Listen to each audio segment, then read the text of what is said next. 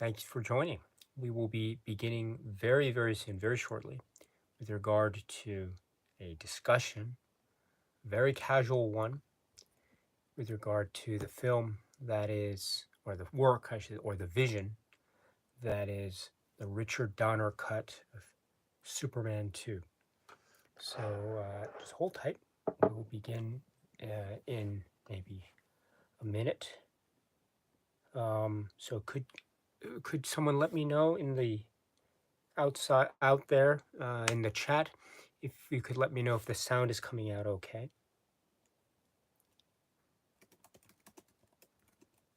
and we will begin momentarily. Great.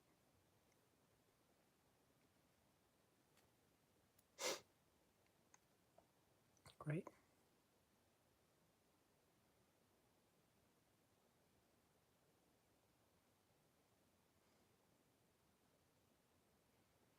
Okay. Oh, how's everyone doing, by the way? Hope everyone's good. Excuse me.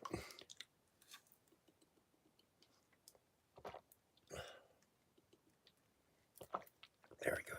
Just need a little bit of water before to begin, or tea before to begin. All right. Great. Thank you so much. Thanks for checking the picture and sound. Thank you. Thank you.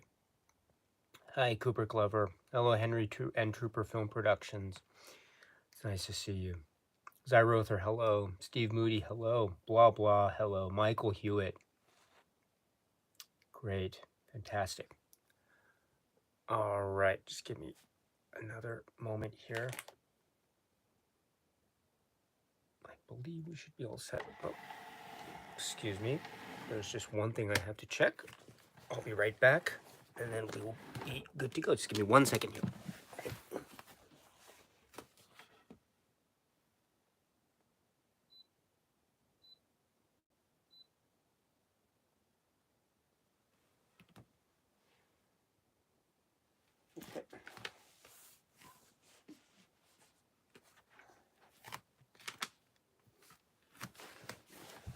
Great. Sorry about that. We are back. Okay.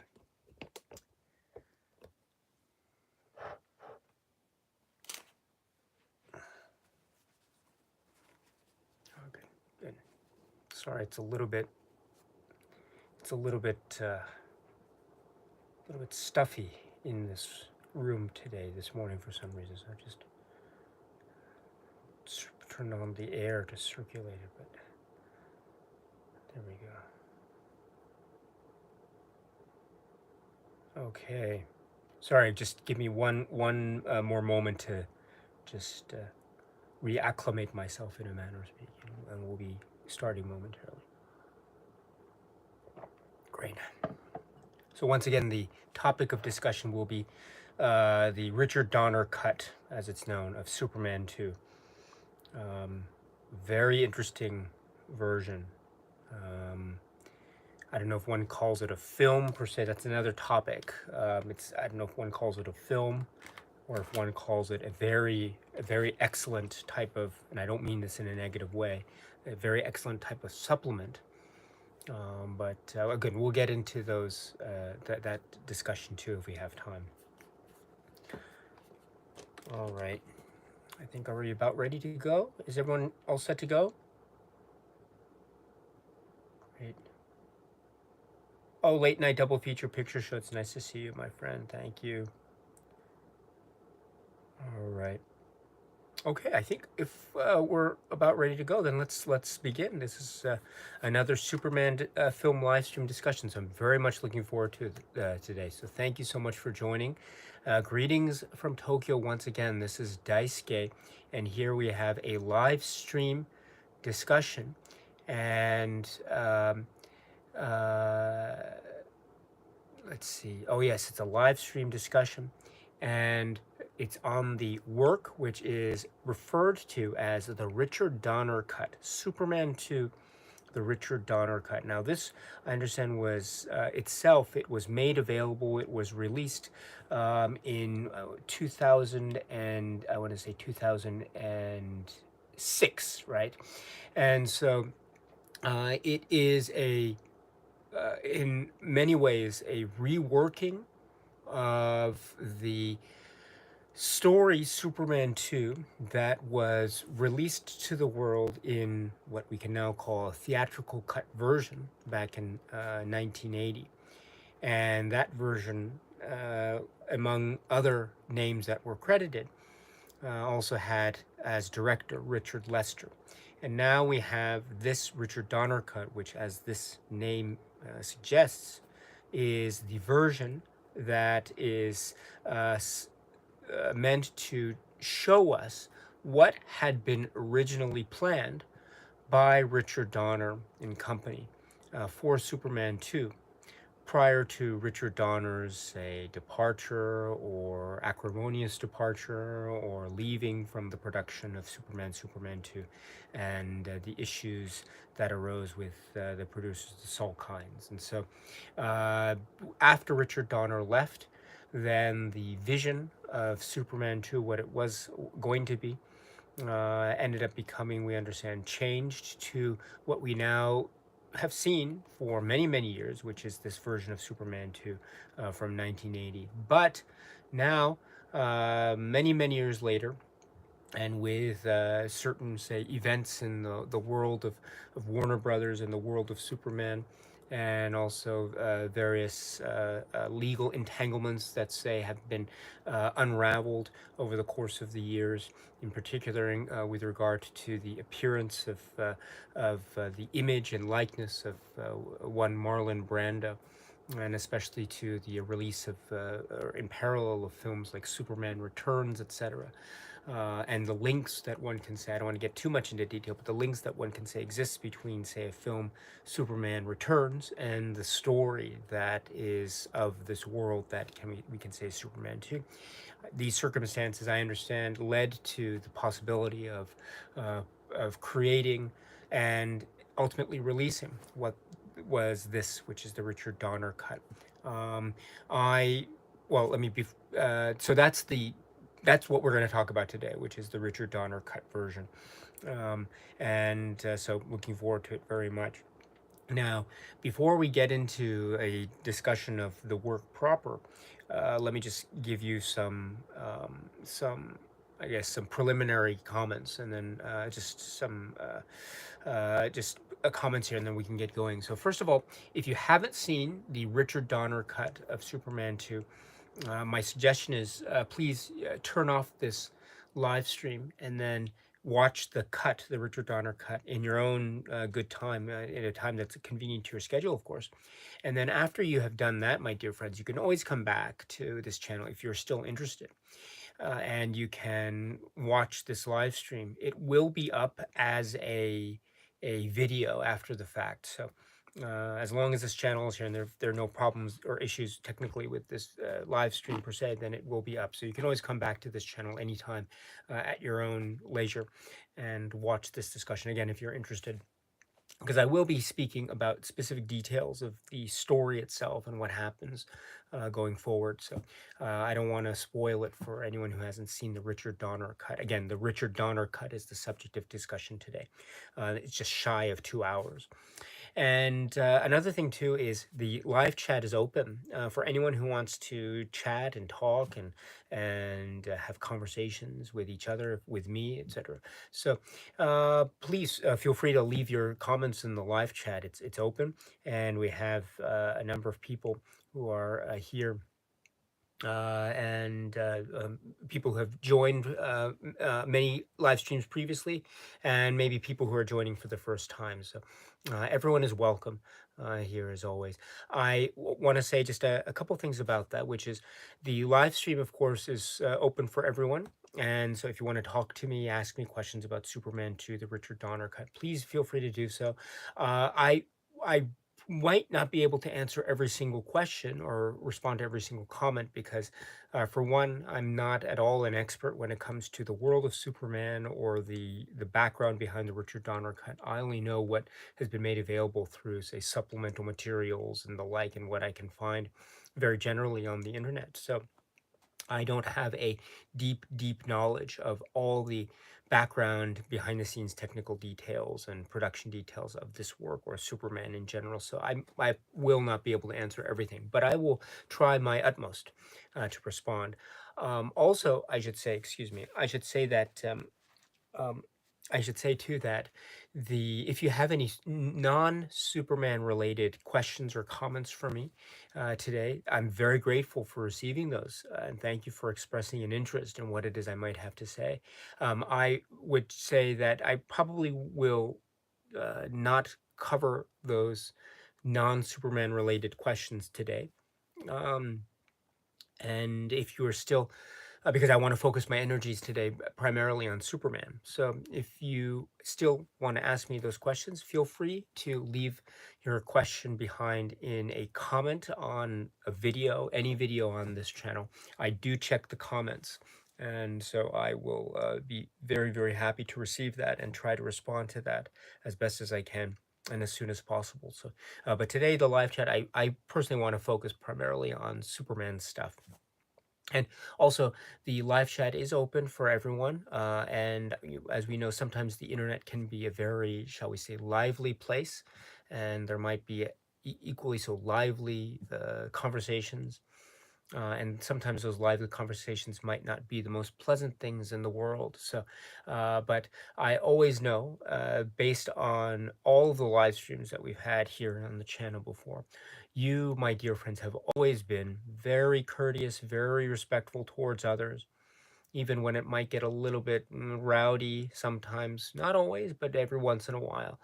You always show people a type of respect and courtesy that is such a lovely example. And it's a lovely example, one that I follow because of your great example.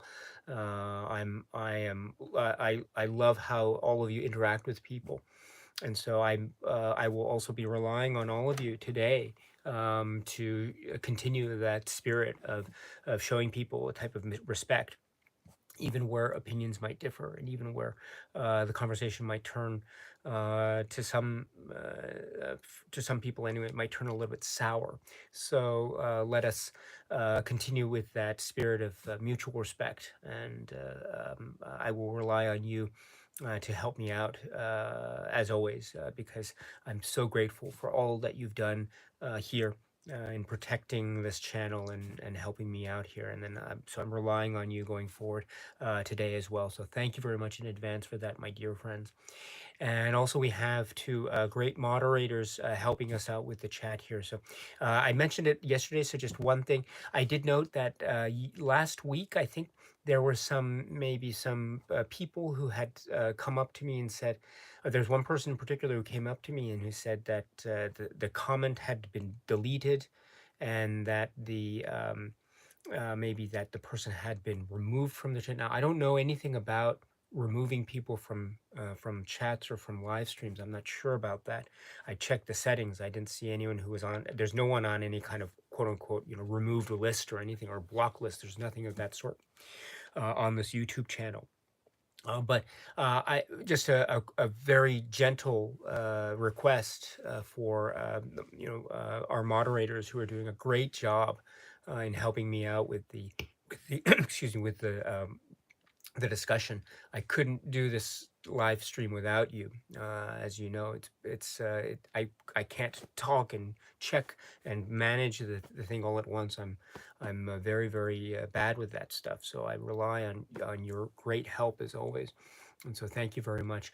Just one very gentle request, which is that let us perhaps we don't have to remove or delete any comments that are made on the live chat, even if there are comments that appear to be maybe inappropriate or insulting. We don't have to remove them. if there's any comment that is insulting to me or that appears to be insulting to Daisuke, that's fine. You can leave it up. There's no need to remove anything. The only thing that I would like to remove is something that is obviously spam, which is like it's very clearly spam, and it's like a bot. So I don't like those comments. Also, if someone is very, I don't use swear words or profanity, or I try not to. I don't mind if other people do. It's fine. That's perfectly fine. Um, but I think generally speaking, people are really they tend not to swear a lot. Even if people are swearing a lot on the live chat, while I personally don't like to swear, I don't see that as any cause to remove anyone from the live chat or remove their comments. So again, if there's something that does come up, just reach out to me. You can just say something in the chat and say, Daisuke, something's come up. Can you let me know what we should do here or something like that, and I'll be very happy to. I mean, because I see the live chat, so I generally know what's going on. So but let us maybe just, in the spirit of openness, let's keep our maybe let's refrain from removing comments unless it's absolutely clear that it's a bot or it's obvious spam. Even if it seems random or arbitrary comment, not directly related to the chat itself, that's fine. Let's leave it up, because as I say, I don't delete comments at all on this YouTube channel unless it's spam, or I don't do it. Maybe if people's comments have been deleted, it hasn't been by me, and so or YouTube sometimes automatically deletes comments, but I've tried to change that setting as much as possible. But the point I wanted to bring is, for me, I personally don't believe in that. I don't like that, and so even if it's something that's very unpleasant on the YouTube channel, I think it's important to leave it up. So if we can just have that, I'd be very appreciative of that, my dear friends, and that would be so cool. So thank you so much in advance for all that you've done.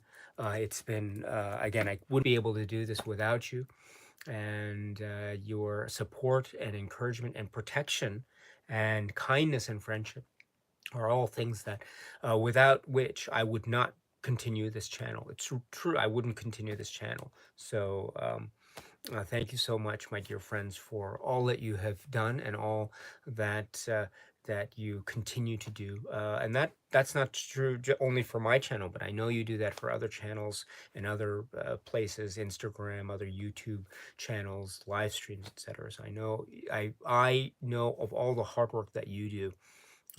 And so I'm very grateful for being able to receive some of that kindness from you. I know it's not an automatic thing. I know it's not a given that I will always receive this, right? So I always have to I have to deserve your friendship and respect every time. And while I try my best to reach that standard, and even if I fall short, and I know I fall short many a time, if not all the time, I know I fall short, but I will always strive to do that, because your respect and your friendship is things that I very much appreciate, and I very much want to make it clear that I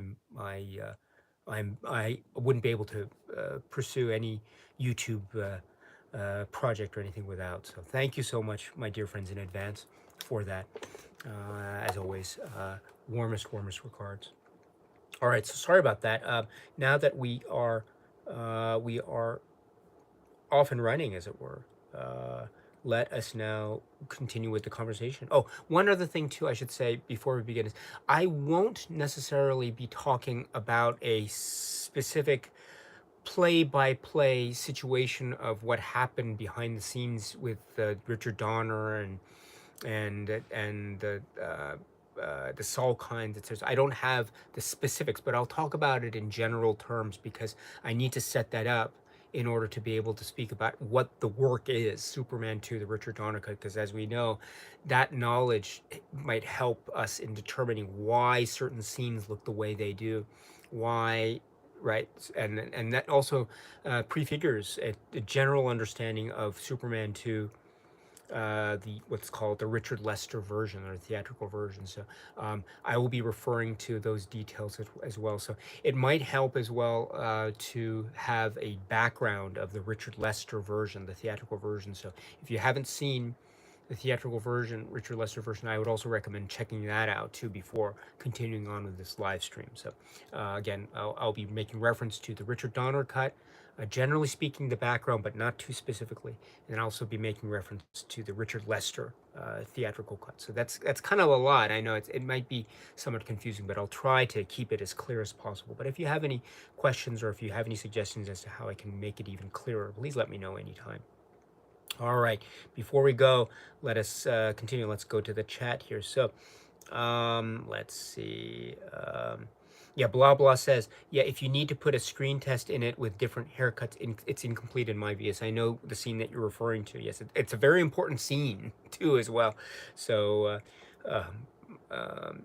and Cooper Glover says, oh, I'm sorry, before Zyrother says, I think they did the best they could with only 80% of the film shot. Very good. Is it 80%? I always forget the number. I don't even know because it's still a bit of a mystery. What could have been? So there are still some gaps, I would say, at least from my perspective.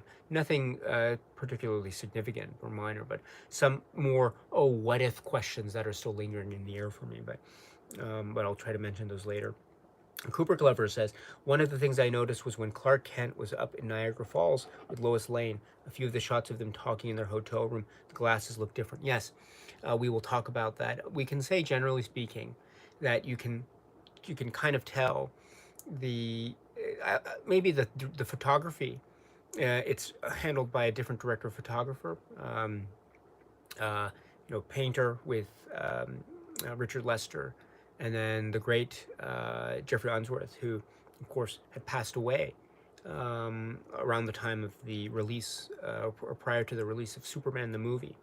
And so Jeffrey Unsworth's work had also been part of the component of the production in the late 1970s that was devoted to the Superman 2 story, because as we know, the general concept of the story was conceived to be shot back to back, Superman and then Superman 2, to be shot back to back or to be shot within the same, say, production run. I don't know what the exact phrase is, but the same time in which everyone would be assembled to focus on the primary shooting of Superman and Superman 2, and then it would be edited and divided up, and then the release dates would be handled accordingly, of course. But the actual making of the films will be essentially, what's the phrase, back to back, in other words, parallel or at the same time. However, it was decided around part way through to the making of the Superman the movie component that the production would focus its energies on Superman the movie and the release, which ended up happening in the late 1970s. It was a great success, and then attention was turned to, now what about the footage for Superman 2 and the story that would be Superman 2 that was envisioned by everyone concerned. The story conceived Mario Puzo, and of course the great contributions by Tom Mankiewicz, and then that collaboration between Mankiewicz and Richard Donner, of course, and that leads to how what would have happened there. Now, of course, there are a lot of questions that are still up in the air too, because there are a number of issues that arose. First of all, there was the falling out between director and producers, and or the director was fired, or the director left, whatever. Right? It's in any event, there was a separation. There was a walking away of the two sides, and so what we have therefore is the Richard Donner leaving, and a number of people who are also able to not participate with the remainder of the Superman 2 production that was still remaining after the release of Superman the movie. So if you have a film that's incomplete, and you have the director that's not there, and then you have a number of people, say, who are maybe also not wanting or not willing to participate then you have a very precarious situation indeed.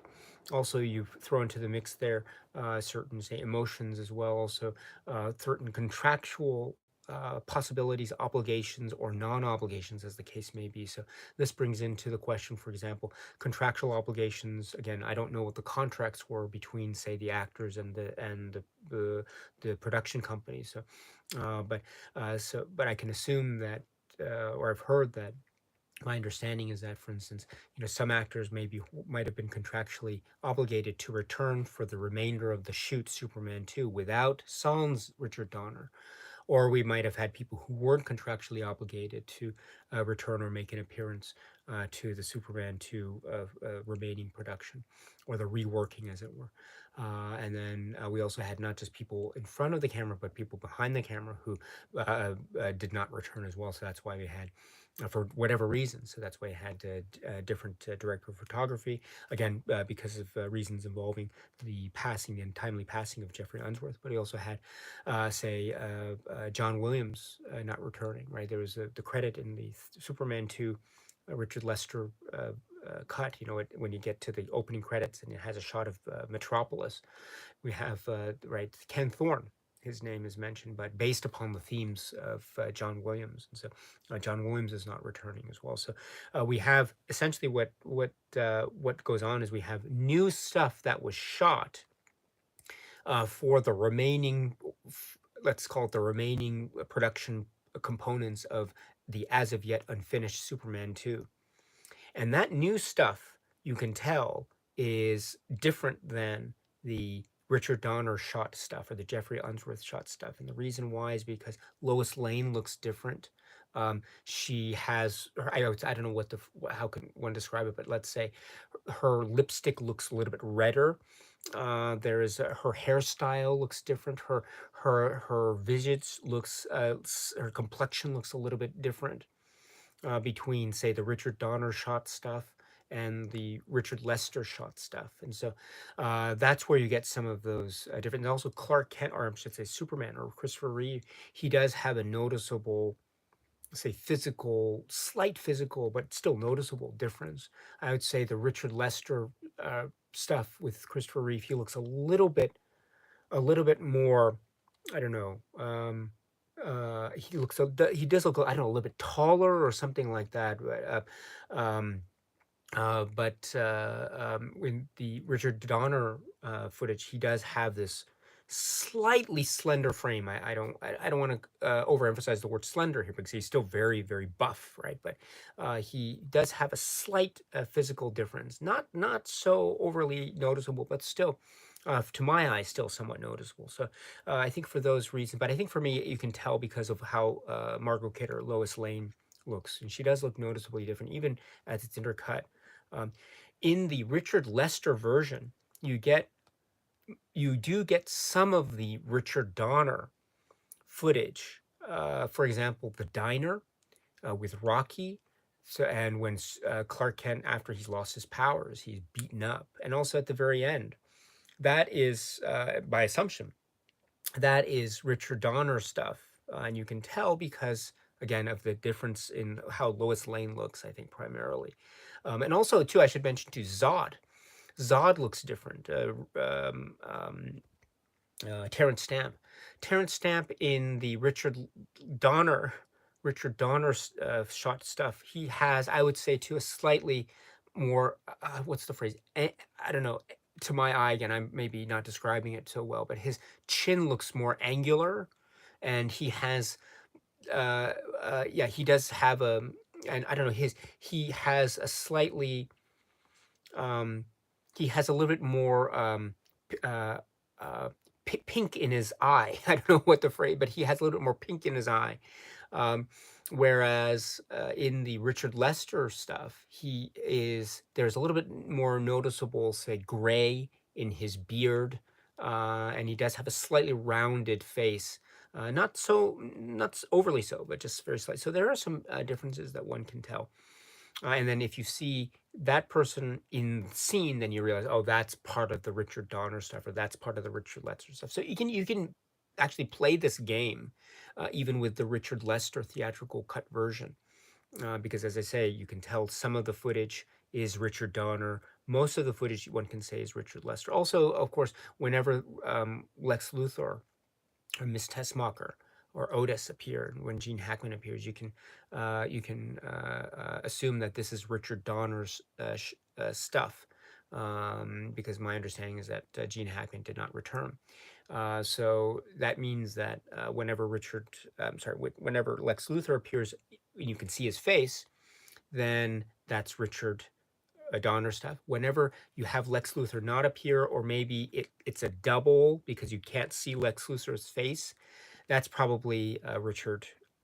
That's probably Richard Lester's shot stuff. So, oh my goodness, so many Richards. My goodness, my mind is being Richarded at the moment. So, but so that's the general approach to it. So you can so with all that being said, Cooper Glover, going back to your comment, the Niagara Falls stuff, you can tell based on how Lois Lane looks, how Clark Kent looks, like that. This stuff that we see in the Richard Lester film, and also now in the Richard Donner version, is we can assume, or I understand it to be Richard Lester shot stuff, not Richard Donner shot stuff. So that's why it looks different. Um, oh, gosh, that was a really bad way for me to explain it. I'm sorry, but I hope I got my points clear. That's a great comment, by the way, Cooper Glover. Zyrother says, lucky all that material was kept and the restoration done to it was impressive, but it could use a refresh with modern technology. Yeah, yeah. I think it must have been a screen test. Yes. Let's just scrolling down. Cooper Glover says the taking out of the Eiffel Tower, I think, made the film work better. Yes, we can also say that the Eiffel Tower sequence that is in the Richard Lester version is not present here in this version, because the Eiffel Tower sequence, as we know, was needed for a number of things. Too, it was needed to reintroduce us to Superman and to Lois Lane, and introduce another sort of mini adventure, mini threat that could start the film. It was also meant in that Richard Lester version to because there's a hydrogen bomb in the elevator that the terrorists had put in there and used as a threat against the authorities, and that's what Superman was able to do. He was able to push the elevator out through the Eiffel Tower, out into outer space, and fling it out away from everyone, away from the Earth, and it explodes in space. Well, what do we have in that version? We have the ripple effect of the explosion causing, at the very same instant that the mirror Fortress of Solitude, well, not Fortress, what am I saying? The mirror Phantom Zone thing is floating around with the three criminal elements, Non, Ursa, and Zod, flying around there. It just so happens to catch the little flipping mirror, thus causing it to crack and explode in space, and that leads to the freeing of the three villains in that version. Here we don't have that, because what we have instead is we have the opening of this work. Let's just get right into it, right? Reintroduction of Krypton before its destruction, and we have a reintroduction of the trial or the tribunal sequence that opens that film. But the fate of our three villains, with the vote of the council, which has to be unanimous, and it's made unanimous because of Jor-El's vote, and we see Jor-El here as well, Marlon Brando as well. So this is a big deal, because Marlon Brando did not appear because of certain, say, legal entanglements, shall we say, did not appear in image or likeness in Richard Lester version Superman 2, but he does appear here. And so we see a repeat, a reminder of that stuff that happened with the evil hula hoops that are flinging around the three of them there, the opening of the big dome, the emergence of the flipping mirror Phantom Zone thing, and then we actually hear the this is stuff that's actually very much in keeping in the continuity of what we saw in Superman the movie. I mentioned with Superman 2, the theatrical cut, this version is slightly different, right? We have the opening there, and alert, and the breaking of some crystal thing that leads to the thing, and that leads to the flying hula hoops from above, and suddenly they're in a trial, right? talk about a lack of due process for anyone who is a law student. There's very little due process, if any, in that version of them, because they've done the thing and suddenly they're on a trial, I think. But here we don't have that. We go right into it. And in fact, too, another thing that we will understand from the Richard Donner cut is that we might see some footage, we might see some shots that are very similar to what we saw in Superman the movie, but they are slightly different. Sometimes they might be slightly different takes of the same shot or the same scene that we had seen referenced in Superman the movie part one. So for example, here the opening of the surface of Krypton, if you will, it actually starts from a different, I call them wedding cakes because they're all these, they look like cakes, right? But I understand there's structures that are meant, I think, to show different cities on the planet Krypton. And so I think we start with one place and we go back, and we go to another structure itself, another city itself, and then we go in there, and that's where we understand all the stuff's happening with Jor-El and Non, Ursa, and Zod and the Council, right? So, but I don't. I mean, I know in Superman the movie, maybe we'd seen little of other wedding cakes in the distance, but nothing of this shot like this. How it opens this cut. Nothing like this to my eye, as in say the let's call it maybe this quote unquote the general release version of Superman the movie, because I know there's an issue in terms of how many versions there are of Superman the movie, but to my eye I don't remember that. So that's another startling thing as well. There's also something too about how we get a reenactment of what happens to the three of them as they're flying through space at the same time as all the events of Superman the movie are happening. So, for instance, Kal-El is in his little spiky space ball there flying, and the three of them, oh, right. Talk about what a great metaphor for flying first class versus flying economy, right? My goodness.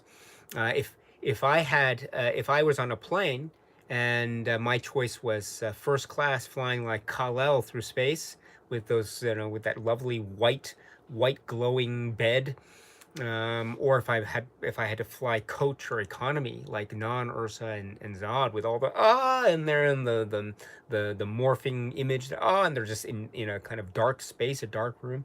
My goodness, I'm going to put my money down and upgrade to first class, even though it might take my wallet might take a big hit. But my goodness, I don't want to be in the Phantom Zone, traveling all those miles.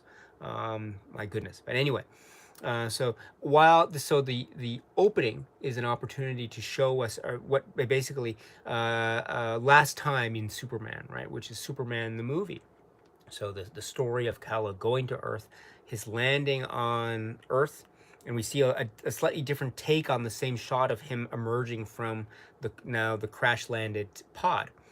And then at the same time we have Non, Ursa, and Zod just going through this torturous journey. They're not aging, which is also a very important point as well. But we have that situation. So parallel stuff going on. So all this, we are meant to understand that all the stuff that happened in Superman the movie, while that was going on, Non, Ursa, and Zod's story was happening here. So it's a nice reminder of that. And then we go to black, or fade to black, and then cut to the shot in Superman the movie of the launch of the missiles, which is part of the sort of final act of that film in Lex Luthor's plan to essentially hijack control of that. And we remember, and also the attack on Superman with the kryptonite, right?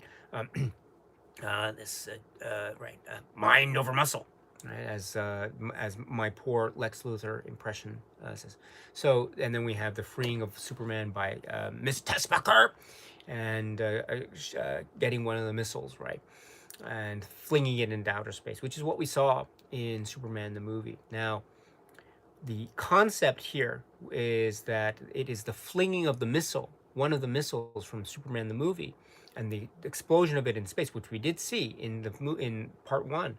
That explosion and the ripple effects of that explosion are meant to be the reason why Non, Ursa, and Zod are freed from the Phantom Zone, and the Phantom Zone mirror is cracked and destroyed. So it's no Eiffel Tower hydrogen bomb, but now it's the missile, one of the missiles that was launched and that was hijacked by Lex Luthor from part one. That is the reason why the three of them are freed. And in fact, we see the destruction of this of this flinging mirror, which is granted, it might not look like the most accomplished of special effects given this version. That's okay too, because that's another point I'll bring up momentarily. But um, we see them, the destruction, and I like this destruction because it's chaotic. It's all wild and frenzied, and we see the flipping of the people and the shards and screaming, and everyone is disorientated as well. So that's actually a very different way of showing the explosion. If you remember the Richard Lester version, it just it turned glowing white, and it sort of it kind of it kind of blew, just cracked open like I don't know, um, like what's it? I forget. I'm not a good. What's that? I'm trying to think of that dessert. With the burnt sugar on top. What's that called? And you crack the sugar, and it cracks open. But anyway, the it sort of opens up, and they just fly out, and there's like, oh hi, we're flying. But here in the Richard Donner version, what I like is you see the agitation, you see the confusion, because they've been trapped in this thing for, we assume, a long time, and then suddenly they're free. So you'd think that there might be some kind of moment of, say, of agitation or confusion or chaos. What's going on? I like this everyone's flipping, and you hear screaming. Think you hear, it's Ursa screaming, ah, and on, and just everyone. I love that. I really love that. And then they get their bearings, and then we have the moment of Zod screaming out. This is also very important, which is lacking in the Richard Lester version, right? Which is free, and they fly towards what we understand to be the moon, just by the Earth there. So, and it fades, and then it goes into the credits. Now, this is really great because, again, this is an example of where we can see a dramatic shift, and not just the plot shift in terms of the reason the reason for the explosion in space, but also a type of dramatic shift, or maybe character presentation. I like this, especially this scream by Zod, free, right? Because again, they've been trapped in this thing for, we understand, a long time, and like, if I'm right? I don't know. They don't say anything. He's just flying and then going in. I love the Richard Lester version. Don't get me wrong. I tried to explain as much last time about how I love that version very much. But this part, I think, works for me so much better, because it's like, we understand that they've been trapped for so, and that's the whole point of the Phantom Zone. You have, it's a torture.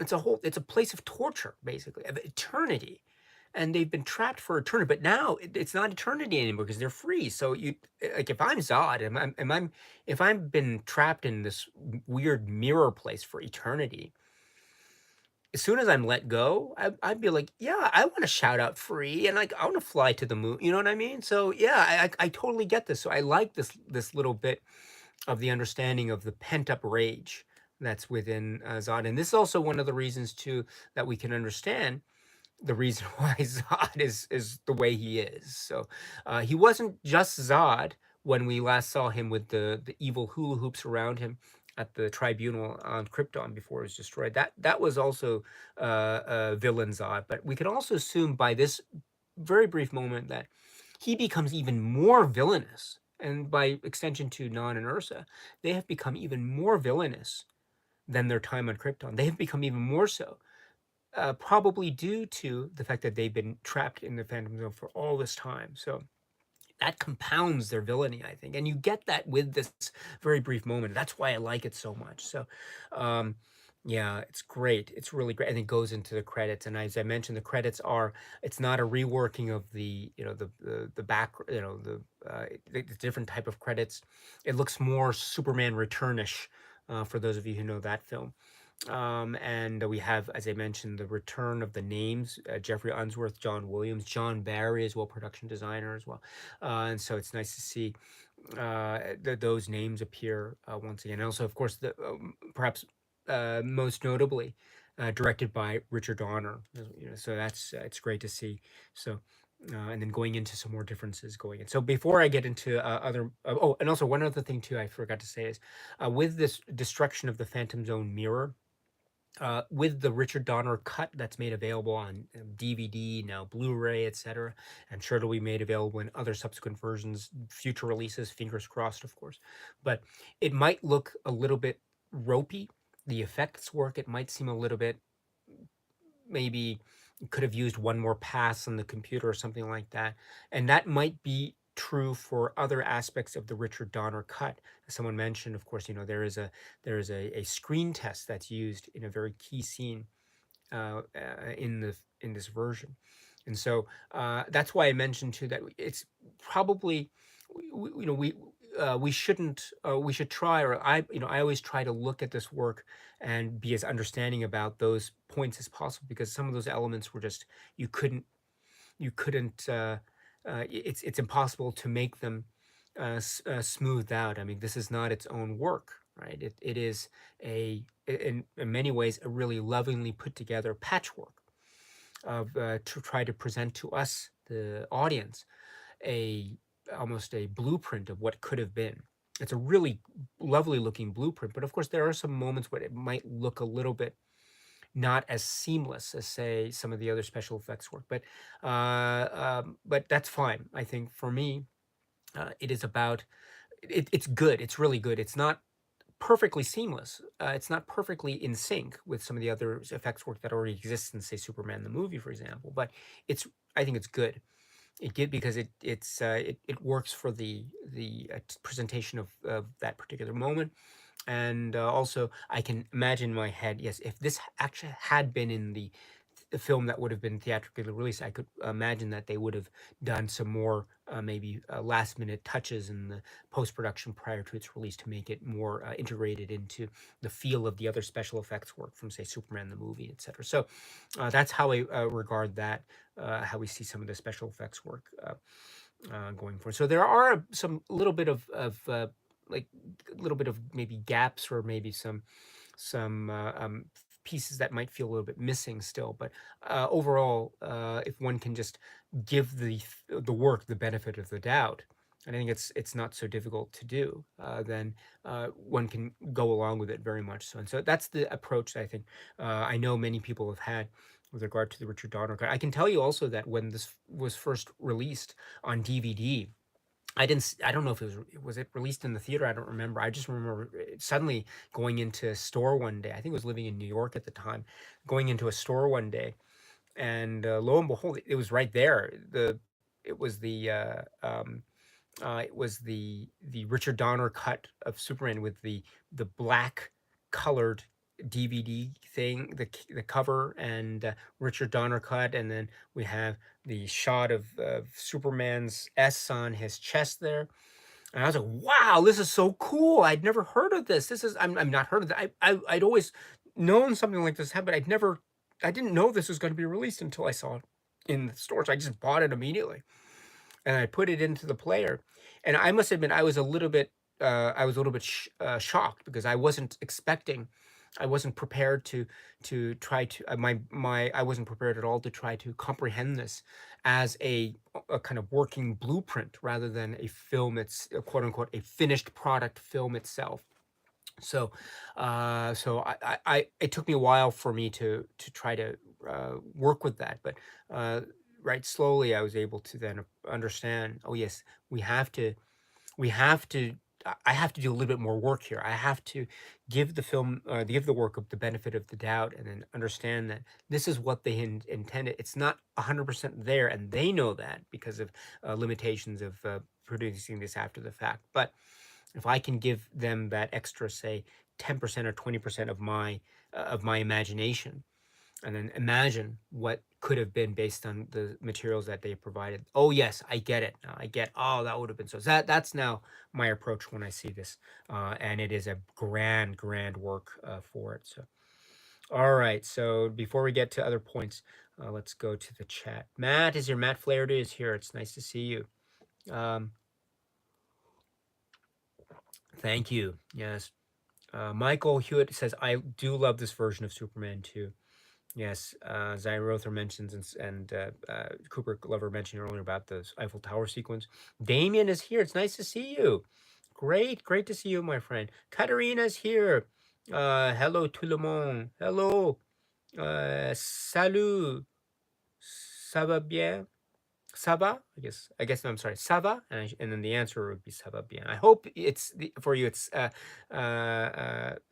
all is well, my dear friend, mon ami. Um, yes. Jerison is here. Hello, Jerison. Um, yes, Zyrother says, talking about the bomb explosion. It's still goofy that it happened to be perfect timing of them passing by Earth. Yes, of course. Yes, it is very goofy. And also, too, the implication is that, and we'll get to the end, which I think it's a little bit, the turning back time thing, because we also understand that the turning back of time. If I could, right, you can imagine, right? Superman is, he's going to karaoke and he's singing the Cher song, right? If I could turn back time, right? I would find a way, right? All right. So I'm sorry. So that's probably super. What you know, that's probably if you asked Richard Donner and Tom Mankiewicz, what's Superman's favorite song? They'd probably say "If I Could Turn Back Time" by Cher. But it would be. We understand too that the turning back of time was probably not meant for the end of Superman the movie, what happens, of course, but it was meant for the end of Superman 2, the Richard Donner version, which is what we get here. Although it begs the question: how would Superman the movie have worked without the turning back of time thing? Because you can't have turning back of time twice. That I think that becomes a bit too much. But you can either do having turning back time twice at the end of Superman the movie, and then also at the end of Superman 2, what could have been. I think that would have been too much. Oh, he's turning back time again. Oh my goodness. Okay, can we have him turn back time of him turning back time so he doesn't turn back time? And so it gets into all these like it gets into all these maybe right. Any Doctor Who fans out there? Bootstrap paradox, anything? But anyway, right. Uh, uh, right. Who invented Beethoven? But anyway, what was I saying? So you could either have that, or you could have the turn back time stuff happen not at the end of Superman the movie, but at the end of Superman 2. But if that happens, then what does that do? How does that affect the emotional impact of Superman the movie? Because it is a very emotionally powerful way to end the film, I would say. Superman the Moon. That's one of the great strengths of that film. So I don't know. There's a lot of questions that actually come up with regard to, as much as I love the Richard Donner cut, and I really do. There are some questions that do remain unanswered in my mind, and I don't know if I'll be able to get I don't know if I'll be able to resolve that in my own mind and heart. But that being said, yes.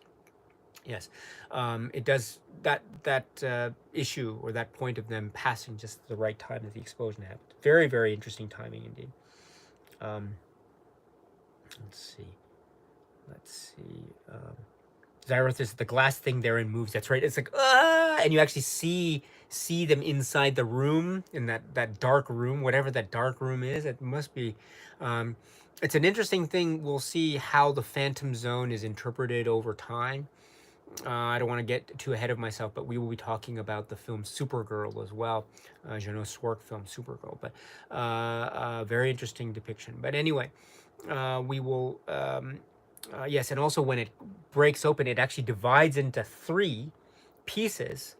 I think each meant for one individual villain, and then they sort of burst open. So it's an interesting concept how it divides up. I think another thing too, I can assume that one of the other things, one of the other missions of this Richard Donner cut of Superman 2 was to try, where possible, to differentiate from the Richard Lester version.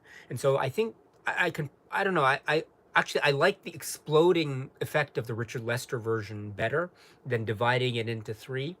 That's my own personal taste, but I like the effect afterwards and the reaction of the characters in the Richard Donner version rather than the. So if I could have a nice hybrid of the two, that would be really interesting. But um, or the understanding that maybe the special effects would have been fully finalized prior to theatrical release had this Richard Donner version been released. But I think another thing that we can see throughout watching the Richard Donner cut is that there's some moments where there are alternate takes because, as we know, too, Richard Donner and company when they were making this had no choice but to rely on some of the Richard Lester shot stuff. That's why you get the Eiffel Tower. I'm not the Eiffel. That's why we get the Niagara Falls version and the honeymoon hotel thing where you don't get the room in the hotel.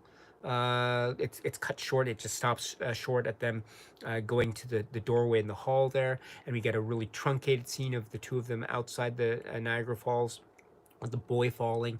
The music is differently synced, differently timed. It's John Williams cues, I'm assuming, but they're differently synced. Or different takes of or different pieces of music are used entirely as well. Um, and we see sometimes different lines are being heard, even with the Richard Lester stuff. So, for example, a little bit later when they're all flying towards the Fortress of Solitude, Zod, Ursa, and Non, with Lex Luthor, face curiously obscured Lex Luthor on the back of or is it right? Zod says you see him, and this is very obviously Richard Lester stuff. But he says, I'm paraphrasing, I hope, I trust you're not wasting my time, Lex Luthor. And what does he say? No, you're turbulence or something. So he did I get that right? I hope I got that right. But anyway, the point here is that we didn't see that part in the theatrical version of Superman 2. That of course begs the question, it would be great, by the way, to get extended release versions of the Richard Lester Superman 2, because as we know, or maybe a super hybrid of a super extended version of Superman 2 that has as much Richard Donner stuff, as much Richard Lester stuff as possible. I don't know. But the point that I want to bring up here is, even for the Richard Donner cut, they had no choice but to rely on Richard Lester shot portions of the scenes. And even when that happens, sometimes you might see different takes or different versions or different readings or extensions of scenes that weren't in the theatrical cut that's made available on official Blu-ray releases. So that's an example. And so we can see that maybe there is also I can assume that maybe there's also this point of trying to differentiate from the original, from the theatrical Richard Lester version as much as possible. And they do that here and there. And it does create a different kind of rhythm. And that's why it feels like a distinct entity in and of itself, which is why I wanted to do two separate live stream discussions to begin with. But before we get to that, let me go back to the chat here. Let's see. Eric People, remember me, my son. This is also very important. We get a lot of Marlon Brando here. Let's see. Blah Blah says it's certainly darker the Donner cut. I agree. It is darker. Yes. I'll get to that as well. Zyrother talks about Superman Returns. Yes. And also Zod with a rifle. That is a frightening image, which is not like how we saw it in Lester's version, right? Because he's standing there by the window. I'm talking about the White House attack. Zod. He's standing there by the window there inside, and we didn't see that, but he's just standing there, so creepy, and then he gets the gun through the window there, and then he just like and just starts shooting, and he's laughing as these people are being killed by him. He's killing all these people. It's really scary, and so you can tell too that while there are some comic moments, there are moments that are very subdued to therefore pave the way for the allowance of a kind of darker vision of the story. That's certainly true. You can notice, dude, his voice. There's a lot of in the Lester version, and I was joking about it because I love Non so much in that version. I can't do it now, but so that's Non, but here he's a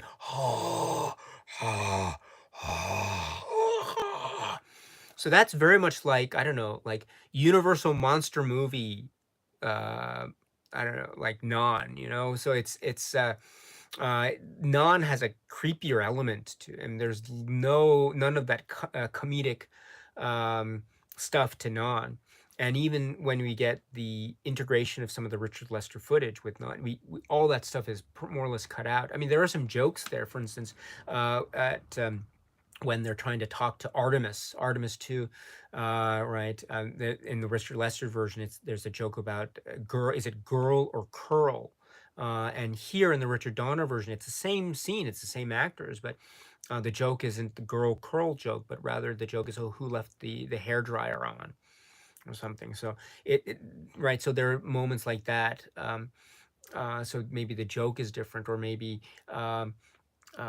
Maybe I know it's not played for laughs in either version, but there's also the line when Superman comes to the Daily Planet just before the Battle of Metropolis, and he says in the Lester version, "General, would you care to step outside?" And you get, of course, "Come to me, son of Jor-El, kneel before Zod," which is in the Lester version.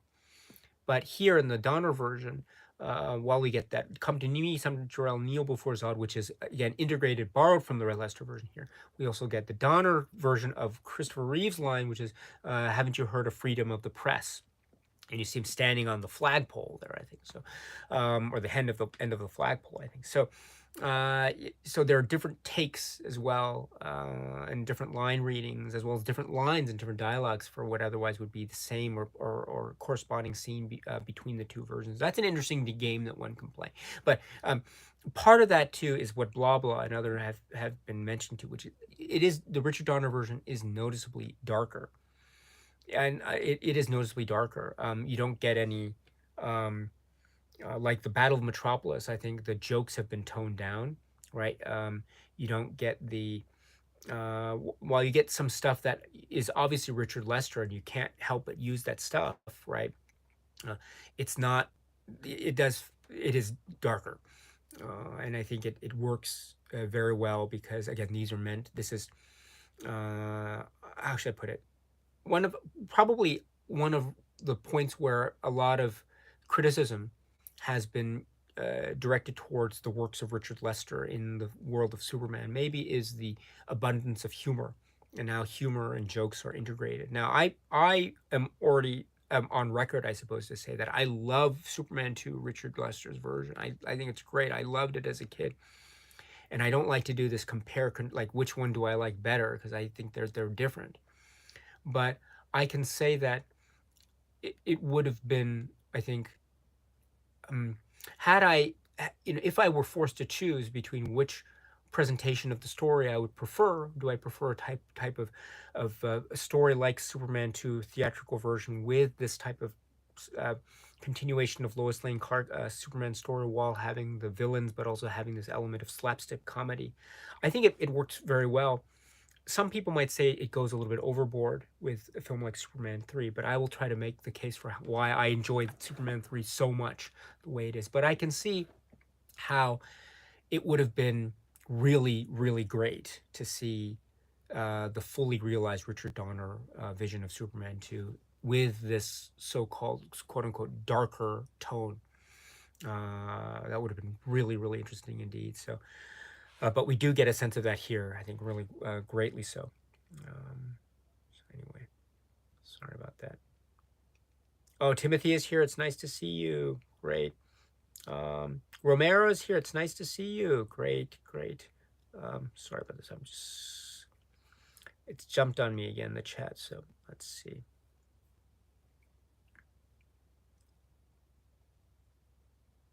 Okay, sorry about this. I just totally jumped around here.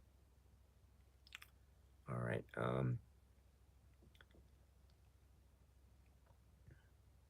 Matthew Lockwood is here. Hello.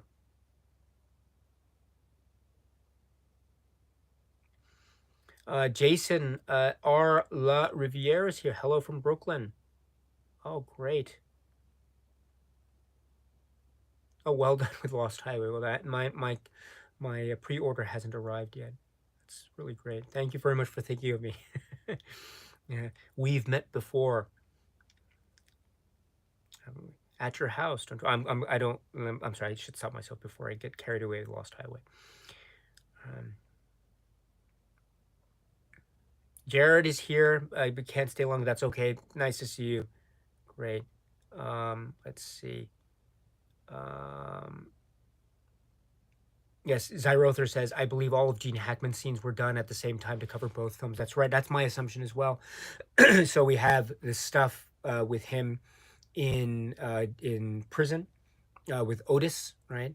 And there's a little bit of an extension with the idea of someone in jail who's a bedwetter, and then also this idea of alpha waves, and Otis doesn't, you could have said, just talking about pasta and garlic, so there's some extensions or slight different takes. I'm not sure what the case is exactly, but there are some extensions of those scenes which are already present in the Lester version, but they're embellished and I think augmented really nicely, and to show more Otis. I love Otis.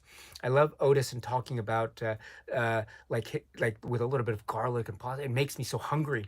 I love Otis so much. Oh, what a great character. Uh, and then also we have the key line, right, of which is, "I want my Liberace record back tonight." And in the Lester version, the guy says it's got a scratch on it. But then here in the Donner version, he says, "Tonight?"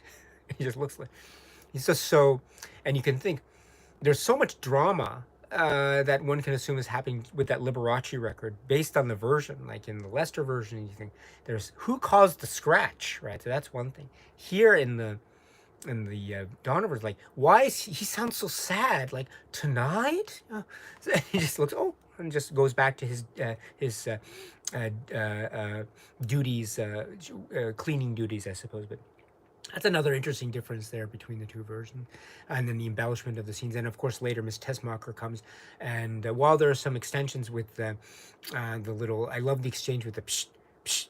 Did you hear psh? Oh, I didn't. Right. So there's more sort of potty humor, which is really it's done so well.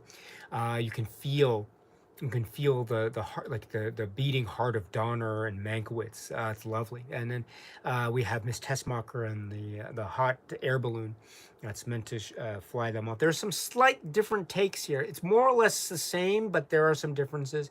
You get maybe some extra shots of Otis from different angles at one point, I think. And also after they after Otis is abandoned, we get the dialogue scene between Lex Luthor, and Miss Tessmacher, which is also slightly expanded. And in the Lester version, if you remember, it was against the kind of the snowy tundra of the landscape as that we were assuming going north. But here, it's the background has changed. It's nighttime, and it's now done immediately after they've escaped. So it's an interesting way of showing that. And here's also point two is their journey towards the Fortress of Solitude. There are some similarities, more or less, but there are also some differences, some key differences. So the first of which being that you can see a little bit more of the Miss Tessmacher Lex Luthor relationship, which I really like. And there's actually we can see Miss Tessmacher. She is very. She is she is she knows what's going on, and sometimes she knows what's going on more than Lex Luthor does. I mean, case in point, she's the one who comes up with this plan to free Lex Luthor. Very clever, and he acknowledges that. Also, when he's trying to say we have to go north, we have to go north. North is this way. She said, no, north is that way. And so we also see this little banter back and forth a little bit when they're in the Fortress of Solitude. So my point here is that Miss Tessmacher is really holding her own, and I really like that. And I also love the way that there's that mix of her still being so infatuated with Lex. So it's, oh, didn't you imagine me in a bikini? I imagine right in a right. I didn't imagine a bikini. Oh, right. So there's an infatuation with Lex, and so I love this too. And if ever one needed to figure out the reason why maybe Lex Luthor and Miss Tessmacher are still together after seemingly, one can say that Miss Tessmacher essentially betrayed Lex Luthor toward the end of Superman the movie. I think you get your answer right here, which is the banter between the two. There's just a natural affinity that these two have. Even if, right, it's just, oh yeah, you betrayed me. Oh yeah, let's just keep on going. So and it's explained so well here. Again, these are the character beats that I was mentioning earlier, and this is so important. And there's that continuity that one feels. So I love that very much. So we get more of the Tessmacher Lex Luthor relationship. So that's one difference. Another difference is, and of course there's some slight extra scenes of them approaching the outside of the Fortress of Solitude, going by the inflated boat version of the raft version of the jet ski there, and then actually entering in, trying to find the doorway. And there's some more shots of them going through the place. Um, and Lex, I'm okay, no, me. And so there's some shots of that, but then of course the big other big difference is when they put in the crystal, who appears but not figures of the Kryptonian keepers of the archive of Krypton, but rather none other than Marlon Brando, Jor-El himself, in different forms. You see him standing there. At one point, you see a floating head, Jor-El. At another point, you see, right. So you see different embodiments of the Jor-El image. This is another key difference here. Marlon Brando, Jor-El, is still here in this version. Now, I, I, I am. I love what they did with Superman 2, the Lester version. I like how we get a relationship in that version between mother and son, not just father and son, but mother and son, which is a very tender relationship. That's one that I think was done so well in that film, in the Lester version. Now, that being said, the one of the most important relationships, if not the most important relationship one can say, that Superman has is that between him and his father, Jor-El. And it's made so clear by, you get that in Superman the movie, but there is this continuation, and I like to the battle, the resistance, and the type of uh, and defying a child defying his father, and that comes out so well here. You get a defiance sense in Superman the movie, the cut that eventually happened with, especially towards the end, when he says it is forbidden for you to interfere right with the human history, but he interferes with it anyway in defiance of his father's command.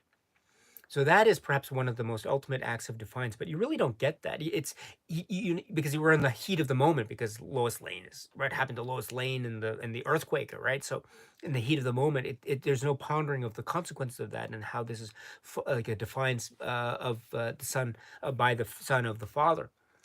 Here we get that. And in this version, we get that, which is brilliant. And the reason why we get that is we get Marlon Brando as Jor-El, and this is so important. So that's why Jor-El, as the keeper of the archives of Krypton, and talking about trees. And I like trees, so does your average Cocker Spaniel, which is a different take, by the way, than the take that was used for the Richard Lester version. But it's still great. It's still great. And then there's also this stuff about finding the restroom in the Fortress of Solitude. I wonder what the restroom looks like in the Fortress of Solitude.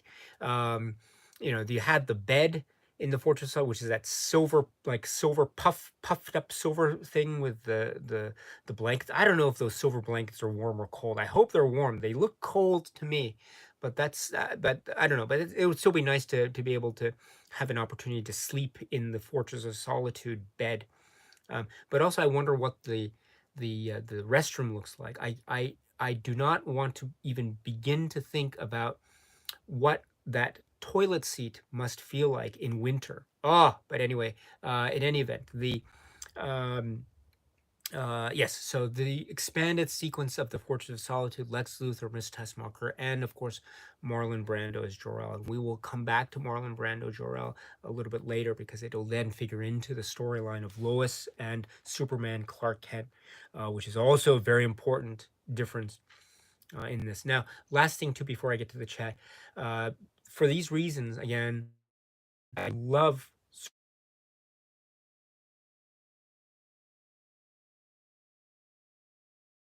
the continuation and indeed resolution of the father son relationship that began with Superman the movie.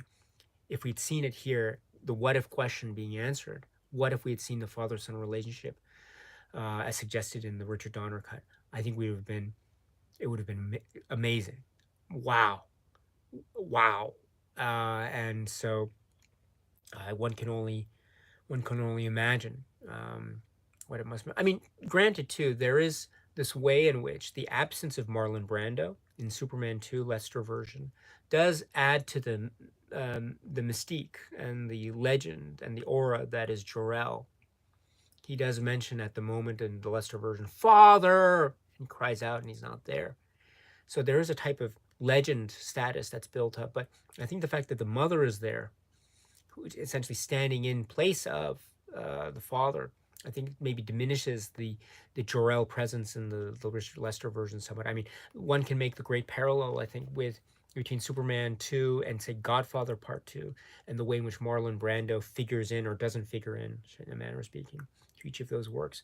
However, unlike say Godfather Part 2, Superman 2 Lester version does have the for lack of this is going to sound rude of me, I don't mean it this way, but the replacement of the mother son relationship, in which way that diminishes the need to have the father present there. Whereas in Godfather 2, the very absence, right, it means that his presence is even stronger. So that there's, I think, a parallel, but there's also a difference. But I don't want to belabor the point about Godfather 2 too much, because this isn't a discussion about Godfather 2 per se, but it's a discussion about Superman 2.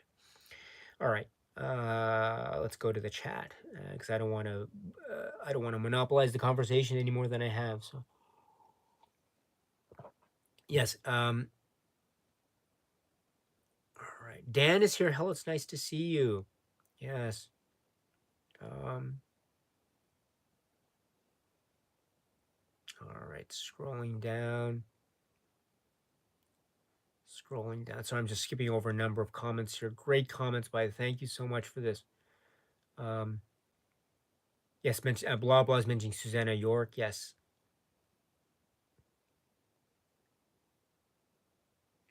Yes. Oh, Vern, it's nice to see you, Vern, my dear friend. I hope you're well. Thank you. And you say, with the snake thing, I guess you could have explained it by saying they haven't been exposed to the yellow sun for all that long, so they aren't invulnerable yet, but that's a stretch and nothing else. Oh, that's interesting. Yes. Yes. Oh, you mean when the snake bites into the hand of Ursa and she registers pain, right? That's interesting. So maybe yes, that's an interesting theory. So maybe they're still getting their bodies are getting used to the exposure to the yellow sun, or maybe the snake has kryptonite for fangs. I don't know. But anyway, I like your theory more than my theory. Fern, it's nice to see you. Great. Yeah, that's a really and yeah, it seems to hurt them, right? Um, yeah. Timothy says, when you consider all the chaos, we should be glad the film turned out so well. Yes, that's a really good point. Really good point. All right. Oh, Jerison mentions maybe a similar instance with different versions of the film with Justice. Oh, that's interesting. Yes. Um, all right. Let's see. Scrolling down. I'm skipping over a number of comments here. Sorry about this. Yes.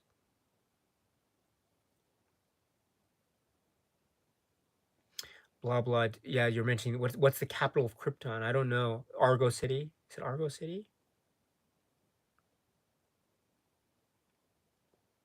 Yeah, Argo is the bottled city. Yeah. Yeah. Is it Candor? Yeah, Candor. Yes, yes. Right. We're talking about yeah. It's gonna be interesting to talk about Supergirl. That's for sure. Yeah. Yes. What a wow. What a film that is. Yeah. Um. Or the continuing saga of Jimmy Olsen. Anyway, it's great to see more Jimmy Olsen here as well. Um. Right. He gives the coffee, and then this for the Chief's got it. Chief's got it. Yeah. It's great. Great. What a great line that is. Um. All right, scrolling down. Sorry, scrolling down the great chat. Let's see. Blah blah making a reference to the Batman credit card. Oh gosh, does that is that a veiled suggestion? Blah blah that we should talk about Batman and Robin on this channel live stream. I'd love to talk about Batman. I'd love to talk about those Batman films. By the way, I saw Batman and Robin in the theater. Good night. That's my good night.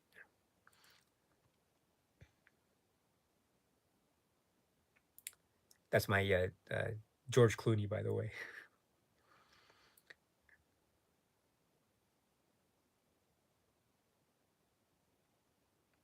Holy rusted metal, Batman, huh?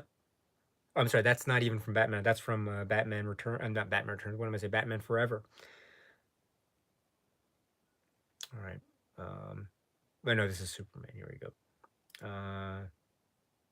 Yes, Cooper Clever says, Daisuke, I noticed that most of the destruction you see in the south, in the small town, is has been taken out of the Donner Cut. So yes, we can assume too, based on how, um, based on right, we can assume, for instance, that the Clifton James scenes um, were done during the Leicester production, because you can tell because of the appearance of Zod, and he has a slightly more gray color in his beard, and there's a little bit more humor, which one can probably assume is what, for lack of a better phrase, Lester-esque.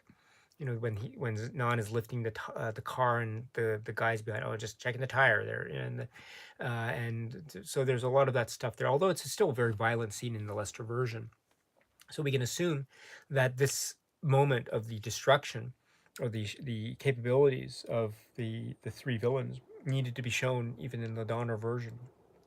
One can assume that there might have been a different way that this would have been shown, but I think that needed to be relied upon for the Donner version, again, to show more of the three of them in action. Now, that being said, it has been truncated, it has been cut down to some degree, and indeed, there's also a bit where, there's a moment where Ursa is, what bravery!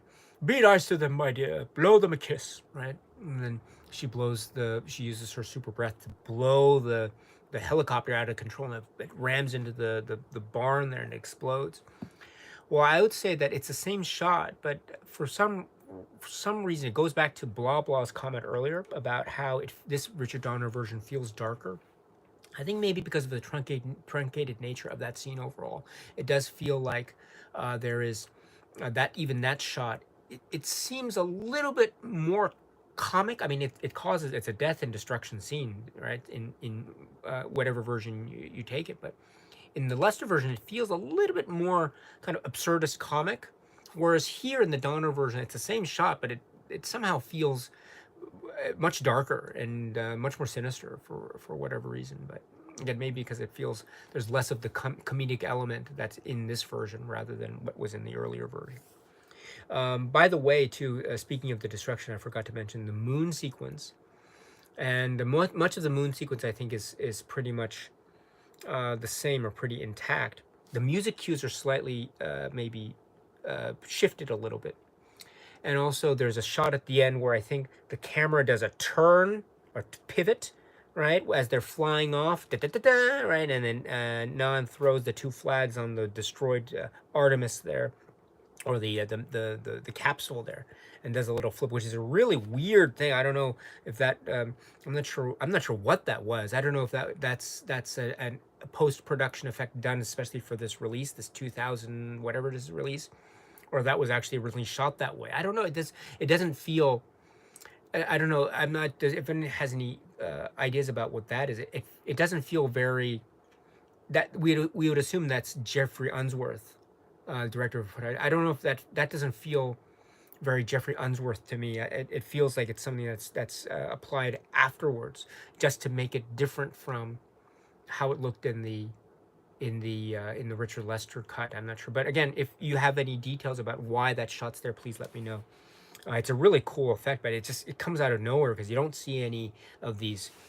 This kind of goes like da da da da na na na na like that. Oh, sorry about that. Sorry about that. I almost broke the phone. My goodness, I almost broke the phone because of a Superman 2 Richard Donner cut. So my apologies. I don't want to break my phone. All right. Anyway, let's see.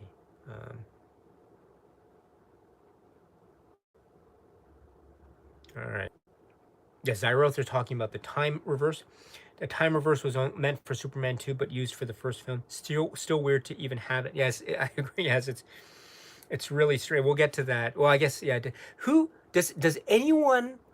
Is there anyone? I don't smoke cigars, but I find it very, very curious that Perry White chooses to smoke a cigar at the point when he's about to brush his teeth. Like, how is he gonna keep his cigar in his mouth as he's gonna brush his teeth. That's amazing. Do people do that? I don't know. That's amazing. Also, like, I know the toothpaste thing is meant to show the reversal of time, and the toothpaste goes back into the tube. I get that, but I don't know. Like, when I put toothpaste on my toothbrush, I don't have that much distance between my toothbrush and the toothpick. So I don't want it to spill. And it's hard to control. Perry White's got a lot of distance between his toothbrush and his toothpaste there. You know what I mean? I would just be a little bit closer. Just do a little like that, and that's it. And then you have a nice helping of toothpaste on your toothbrush, and you're on your way. Although it would be without cigar for me, because I don't know how he'd be able to brush his teeth with a cigar at the same time. I don't know. But anyway, I guess you go like that and then go like this, I suppose. But man, I can't even begin to fathom that. But thank goodness, right? I mean, if right, I think Superman. The reason why he wanted to, let's say it, if I could turn back time, right? He would be continuing. Maybe he would be ad-libbing that song if you were singing karaoke. If I could turn back time, I would reverse the shot so I wouldn't have to find out how Perry White brushes his teeth with the cigar in his mouth. That's a number one hit. That sounds like a number one. So if we're gonna talk about the remastered re-release of "If I Could Turn Back Time," let's add that stanza to the song. I think you have a number one hit on your hands, or not. But yeah, that's Perry White stuff's going on, and then we have all the stuffs happening, and apparently the spinning of the Earth doesn't just cause the going back, turning back of time of the Earth, but also of things outside the Earth, because we see the Phantom Zone reassembled in reverse time. So it's like the whole time of the universe is restored. So all these implications are kind of strange. Although, curiously enough, you understand that the fight in the diner with Rocky, right, happened, and Clark Kent was beat up, and Kal-El was beat up, just like we saw in Superman 2 Lester version. But with all the time reverse, that apparently was that reversed or wasn't reversed? I suppose one can say that it curiously wasn't reversed because the guy says, I had this place I had this place fixed up. It cost me a fortune, which suggests that he needed to fix it up because of all the damage that was caused in the prior fight. And if the prior fight occurred, then how come that exists? That still exists, even though everything else has been reversed back in time. So that doesn't make sense. It can probably only make sense if we assume that the fight is happening again, and that Clark Kent is arriving here for the first time, and that the renovations by the guy for the diner just happened randomly, not because of any previous fight, but it just happened. So it's a redo of the fight. So the earlier fight didn't happen, but Clark Kent's coming back, and so if that's the case, that's a kind of, I don't know, like that's a kind, I don't know, like he's carrying out revenge on a guy for something that he didn't do because of time reversed, if that's the case. In either way, you got a really strange dynamic going on there. So maybe if under the first theory, time reversed except that part, maybe because it's near the North Pole or something, I don't know. So or maybe it's like one of those Twilight Zone episodes where that diner is just stuck in time or something, and then it's not affected by any time changes except, right. So it's like they can't leave the diner. It's one of those Twilight Zone episodes. Wow, that would be so good. That's why the guy's eating the pasta or something, and he's just he doesn't care. It's like Groundhog Day. I don't know, but I'll be cool. Has anyone ever written fan fiction about that diner? Like what happens at that diner, and maybe, yeah, they're trapped in time. So that could be one theory. Or if it's that in fact time did reverse and the earlier fight didn't happen, then Clark Kent, Kal-El Superman, is actually being a bit vindictive, isn't he? He's carrying out an act of revenge on a poor guy who didn't even do anything under that theory. In which case, wow, I don't. But anyway, yeah, so all these implications about the time reversal at the end there do exist. But again, I mean, it's a movie.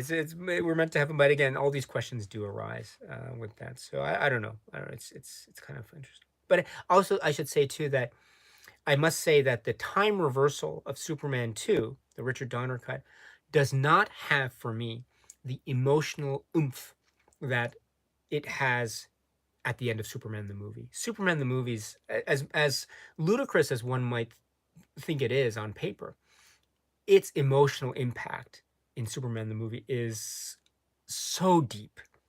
It is so deep. It's because you see him crying, right? And you see him almost like smiling in Superman the movie when he's just like, and he's just, it's he's just like flying, just spitting the earth there. And you see him because of the tears, because he's been crying, or just because of what happened to Lois. But now he understands that he can save her, and you can see him almost smiling through the tears in that part. Whereas here, you don't get that. You just get the oh yeah, I've got to do something.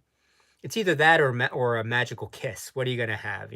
Because of what's going on. But anyway, that's my thing on the reversal of time there. I don't know. And if that's the case, that means Zod, Non, and Ursa are still out there. So they're still floating around. So I suppose it has sequel possibilities. Maybe I don't know. What is it? I don't want to make too much of this. Maybe yeah, of all that time in the Fortress of, and I keep saying Fortress of Salt, all that time in the Phantom Zone has made Zod turn into Michael Shannon or something like that. But in any event, uh, yeah, I'll go back to the chat here. Sorry. All right.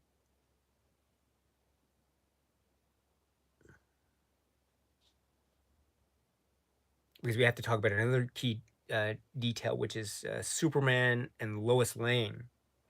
That's another important one. But before we get to that, Steve, you mentioned that too. Yes, the picture that she draws at the beginning. Very important.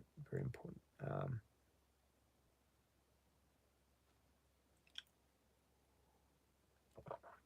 And also the father son and the whole thing with what happened.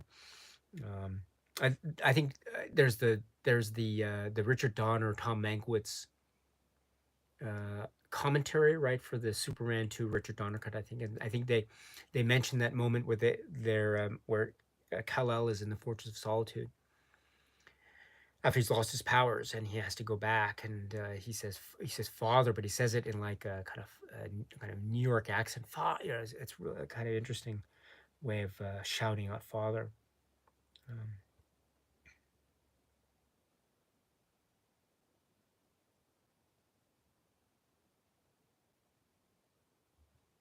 Steve Moody says, I love Lois drawing on that picture of Superman and noticing the resemblance. Yeah. Oh, Clark is here. Clark, um, hello, Daisuke. Sorry I'm a little late. My neighbor's dog ran up the street and had to go get him. All is well now. Hope you're. Oh, I'm glad the dog is safe. Yes. Zareth is also Jimmy Olsen is actually present in this version. Yes, he was also there a little bit in the Lester version, if you recall. I mean, when Lois is at Niagara Falls during the Richard Lester shot stuff, she says, "Where's Jimmy Olsen when you need him?" Right. So he's not there, but he's actually there in the Battle of Metropolis stuff. Right. Superman fled. I don't believe you. The next time we'll. The next time. The next time. Oh, you knew. I was so close. Why do you say so? So in that part, right? You see, Superman fled with that great bow tie.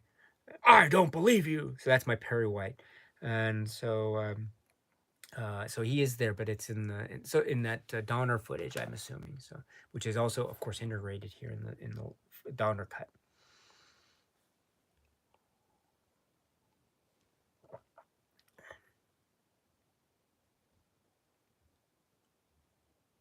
All right, scrolling down a bit more.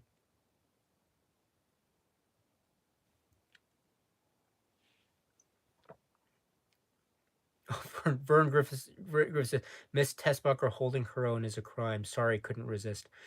All right.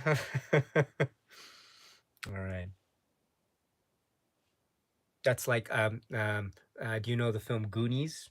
The Goonies. That's like there's a line, right? Shame, shame, right? That. So I love the Goonies, by the way.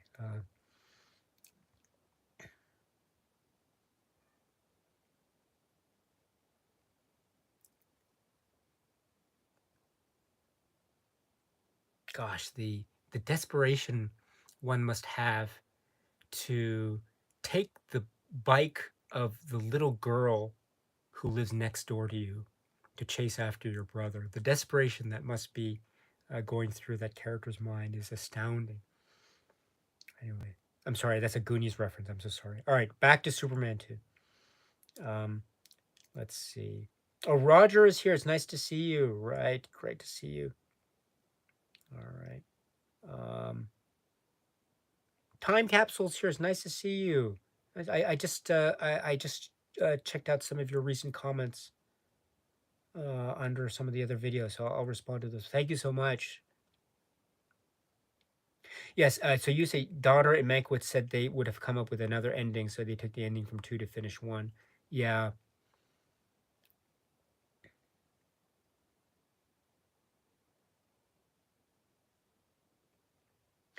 Cooper Glover says, Daisuke, maybe if you and I made a movie, we would run it into the same mistakes making movies, and people, I guess, would poking holes in our movies. Yeah, yeah. I'm not. I think it's there's a there. I love talking about this stuff, but I do it with a great deal of affection. At least I try to make it sound like I am.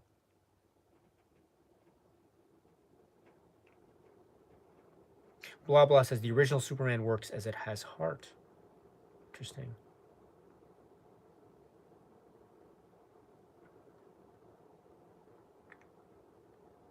Yeah, time capsule also adds. Yes, they didn't have an ending for 1 to fit. So to finish the film, they took their idea ending from 2 and didn't have a chance to finish the film. That's a really good point. Again, um, uh, however, I don't. What does that do to the dynamic between Superman and Lois Lane, or to be even more specific, what does that do to our understanding of how much feeling Superman has for Lois Lane? I think, and I understand this idea of the ending, the original ending for 2, and also the original ending for 1, assuming that the original ending for 2 would have been, 2 would have been as Donner had envisioned it, or Mankiewicz had envisioned it. So, but there's that like again, I think that's a knockout emotional ending for Superman the movie. So it's interesting to consider what would have been for that. But anyway, yes.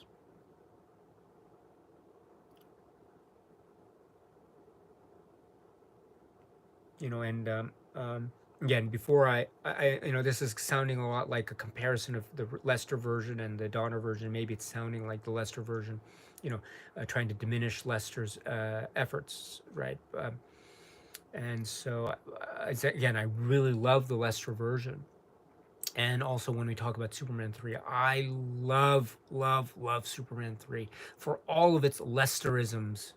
We can call them that, Lesterisms, with all the walking penguins at the beginning. That's great. It's okay. But we'll talk about that, the reason why I love that film as well.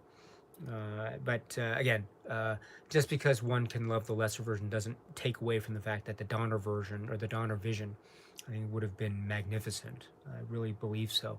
Would have been really magnificent. One of the reasons I believe that, or 2 reasons, is one that I've already mentioned, which is the relationship between father and son, Marlon Brando and Christopher Reeve, which is fabulous. And that comes about too because of the other reason, which is the relationship between Superman and Lois Lane in this, in particular Margot Kidder's performance as Lois Lane in this film. I've mentioned it before, but I'll say it again. I as I have been in love with Margot Kidder. I will always be in love with Margot Kidder. Every time I see Margot Kidder in an interview, talk show, whatever film it might be, just I stop whatever it is. I'm just like, oh, stuff like that. I my goodness. And here we have so much of what makes Margot Kidder's Lois Lane so great. It's that feistiness and that twinkle in her eye and that smile. And I think Steve Moody was mentioning it a little bit earlier about how he likes that scene with how she's drawing on the picture of Superman. That starts the film essentially. I love too how, by the way, we don't get that now obligatory same shot of the opening of the Daily, with the guy with the plaid shirt walking in front of the Daily Planet. I know it's a different shot now, which is great. We see different people walking in front of the Daily Planet building. That's cool. But you still have that same greengrocer, or the vegetable stand, or I guess it's is it not just vegetables? It's also watermelons, I think there. But anyway, is it watermelons or tomatoes? I forget. But anyway, uh, it's something red, because when she falls onto it, she's like covered in this stuff. It almost looks like blood in a way. But anyway, um, oh, she just had to step out for a minute. And but that scene is so great because we get the inkling of the Lois Lane, right, realizing, oh, wait a minute, Clark, super, no, and then she puts it. She starts to put it together, oh, he's really super. Yeah, it's really, you can just fly right in. There's really, so that those little elements are coming in, teasing Clark Kent, but knowing that yes, maybe there is a secret there, and her interviewer, sorry, her reporter instincts, and she mentions her report. Good reporters shouldn't have anything get by her. So she's starting to put two and two together. And I love this too because you see the close up on her face, and there's a smile, and she has this look, and she has that she's so excited she's onto something, which is really wonderful. And I love this too because um, Superman 2, the Richard Lester version, one can say that the Lois Superman relationship is one where Lois Lane in that version is very much in love with Superman. I mean, she says so. I think I'm in love with you. And he said, we really better talk. And so it's almost like she is starstruck to the point of being almost, dare I say it, I don't mean in this extreme way, but for lack of a better word, because no other words come to my mind at the moment, she almost seems almost love obsessed with Superman in the Lester version, Superman 2. And there's nothing wrong with that. That makes the impact of their emotional relationship even deeper. But there is a type of almost a sense of the playful, getting to know you feel of the two of them, that is in Lois Lane, Margot Kidder, Lois Lane performance in the opening shot of this, which is why she's smiling. It's almost like, not because maybe she's interested in him, she's attracted to him, but also because, oh, I've made a discovery here. Wow, so this is really amazing. And then I love that, and it's a continuation of that almost sexual attraction, flirtatiousness that we got from Superman the movie and their famous interview scene between the two of them. It doesn't feel all of a sudden that, oh, now she is just uh so in love. You know what I mean? I love that. I love that continuity feel. It also allows for a little bit of a type of a bounce in her step when she's talking to him, and the like. So and there I like I like this version of Lois Lane, to be perfectly honest. I really do. There's an energy about her, rather than her being almost type of uh, almost brokenhearted for most of the first. Not that there's anything wrong with that type of depiction of the character, but I there's something about this version of Lois Lane, the Richard Donner version of Lois Lane, that I really gravitate towards. And you see it in her smile, and you see it in that banter, and I love the back and forth between her and Christopher Reeve. And he's trying to deflect, but he's like, I'm gonna prove it.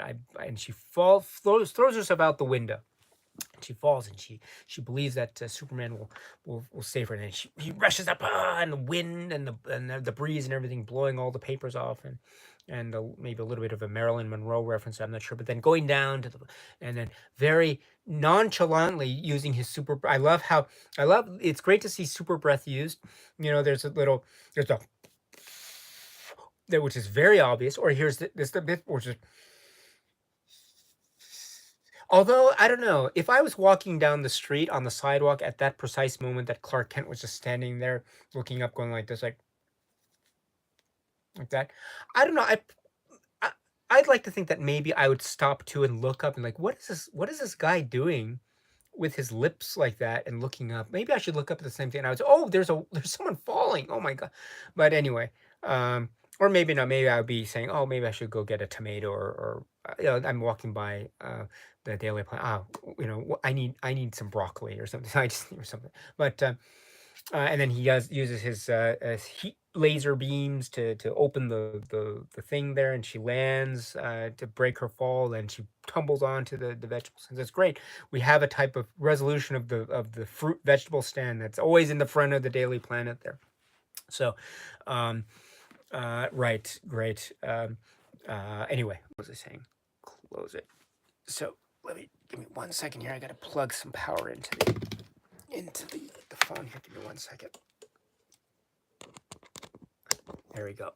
All right, we're all set. Good. So what was I saying? Yes. So the this is the version that opens the film, and so we have already a different dynamic in terms of Lois Lane suspecting that Clark Kent is indeed Superman. Very different from how it's presented in the Richard Lester version. Although there's a hint of it that still exists in this current iteration because of the Niagara Falls stuff that, in a truncated form, yes, still is part of this particular version or this particular, say, Donner cut.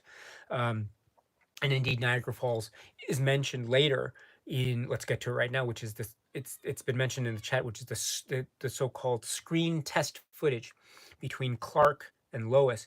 Clark Kent looking noticeably different in terms of the appearance of Christopher Reeve, looking noticeably different because we understand this was a screen test that was done prior to the release of Superman the movie, I think. So it was noticeably different from his physical appearance even in Superman the movie. So this is a screen test. Now we understand that this was the only existing stuff that existed with regard to this scene, namely the confrontation between Lois Lane and Clark, also with a bit of banter between the two of them. And the concept here is that and the idea is after the stuff with Niagara Falls, that and also the assumption after she almost sacrificed, she killed herself, flinging herself out the window like that. Incidentally, before we get to this screen test footage, I should say that it's interesting that in Superman the movie, when she's hanging out of the helicopter there and she falls, there's a whole thing about him, rescuing him, rescuing her, and all that. But all he really needed to do in Superman the movie, we now understand, was just use his super breath, and she could have just sort of broken her fall that way. She would have survived. So it's the same principle. So it's interesting. It's kind of like a reworking of the very famous scene in Superman the movie. Of course, Superman the movie is it's the introduction of Superman to the world, of course, but. It's a great scene. I think it would probably been it would have been interesting to see that Superman the movie scene instead of him that is a bad outfit, right, and then just flying up and then flying. I've got you, you've got me. Who's got you? Instead of doing that, and I can't believe it. He got her. He got instead of that scene, it would have been just him standing as Clark Kent just.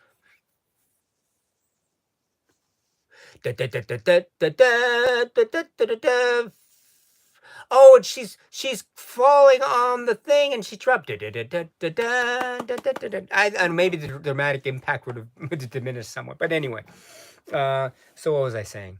What was I saying? Oh yes, so the screen test. So the screen test here, which is the the confrontation, right? Which is Lois Lane pulls out a gun. And she said the mistake that she said made before is that she risked her life. But what if she instead risked his life in trying to prove that he is Superman? And so she pulls out the gun and she points it at him and she fires, which is, wow, what a moment that is. Now, once again, this is a screen test. It looks kind of strange in the context of how it's in terms of its footage, in terms of how people look, the setup, the camera shots and everything. It's right. I understand. It probably, the fact that it's a screen test, it really lessens the impact of what this could have been.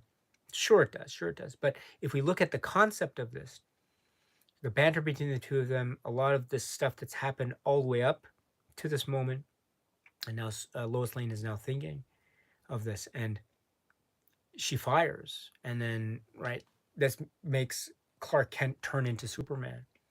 And he says, what if Clark Kent wasn't Superman? And you would have killed him, not with a blank, because he shot him with a blank. And she says, gotcha. And so that is, I think, it's a very curious scene. And again, I'm still wondering ultimately how it would have played had it been actually integrated into the final theatrical cut. It would have been very interesting because, as you remember, in the Lester version, we have the polyester bear head and the rug and tripping and falling and where's my comb? Where's my comb? And putting his hand into the fire. There's nothing there. I love that close up of the hand palm. By the way, I mentioned it in the previous live stream, but. And you are Superman, duh, duh, duh, duh, duh, duh, and it's just his shoulders then become realized and become Superman before our very eyes. But I think there's a bit of a feistiness here, and again, that version, the lesser version, I think it's understandable, especially in the context that Lois Lane is really in love with Superman. Here, we can say that there is a bit of an antagonism, a little bit of a back and forth between the two of them still, which could explain why she would be willing to shoot Clark Kent with a gun. I mean, in some states, that's actually a tort. That's actually assault. So it's and in some states that's actually a crime to actually shoot a gun at someone, even though it's a blank. So she's actually doing something that's really, for instance, if I had a friend and that friend pointed a gun at me and fired it, and if it was a blank, I would still be really mad. I would be very mad at that person. I probably wouldn't be friends with that person ever again because even though nothing would have happened, still it's a very dangerous thing. So so in that mindset, I wonder to myself, oh, would I really have liked this scene to occur? I'm not sure, but in the context of the film, and in the context of what's going on, and again, this is the only way that she could prove that indeed he was Superman, and she knew that he was, and indeed we know that he's Superman. So at the end of the day, I wouldn't think about it too much, I think, but. It's an interesting, again, adding another level of a complexity to the dynamic of Lois Lane and Clark Kent, or Superman, I should say, which is a very interesting prospect. Now, adding another level, which I should add here too, is another difference between the two versions is not just this moment of the reveal, but also the consummation of the relationship. Because there's a little bit of the Lester stuff where they're in the they fly to the Fortress of Solitude, the two of them, and they're having dinner at the Fortress of Solitude. Although the Richard Lester version has it has a longer version of that dinner sequence, I think. But then they afterwards they become physically intimate. They have sex, and so we have the shot of them in the bed, in the silver hammock bed. And I think there's a shot of Lois Lane opening her eyes and closing them in this version, which I don't think was there, if I'm not mistaken, in the Lester version. But in any event, the theatrical version anyway. But in any event, this footage we understand is Lester footage because of the way that Lois Lane looks. But that being said, the concept being that they have sex, right? Now, we have to remember the timing of this. Remember from the Lester version, they could only physically consummate their relationship if Superman Kal-El were to lose his powers. And that is the crux of the matter. He chooses to lose his powers because not only he loves Lois Lane, but I think the implication in the Lester version is that that's the only way for them to be physically intimate with each other, right? Because it's after that moment he becomes, button down, whatever it is, Brooks Brothers shirt, Kal-El, and he walks over to, and it's the grand, da da da da, here is the bed where we will have sex, that part of the Superman 2 Lester version. And then, but here they actually consummate the relation, they have sex first, and then we cut to the moment where Kal-El is talking to Jor-El, giant Vision Jor-El. I think it's giant. It's right here. It's giant Marlon Brando head, and he's talking here about he wants to be with this one person. So, in fact, the reason for him losing his powers differs in the versions. One can say, if we follow the assumption that it's not explained explicitly in the dialogue of the theatrical version of the lesser cut. I grant you that, but that's the implication. And so here in the Donner version, we have actually them, and in fact, there's the shot of Lois Lane walking out with the Superman shirt on, and so that's the implication there. So, but here the reason for him choosing to lose his powers is because this is the choice that Jor-El gives to him about this is the only way you can have a relationship with someone, not necessarily a physical relationship per se, but a relationship. Because if you are going to devote yourself to one person, that means you will forego your duties as the savior of all humankind, which is not just your duty and right, but your privilege and your honor.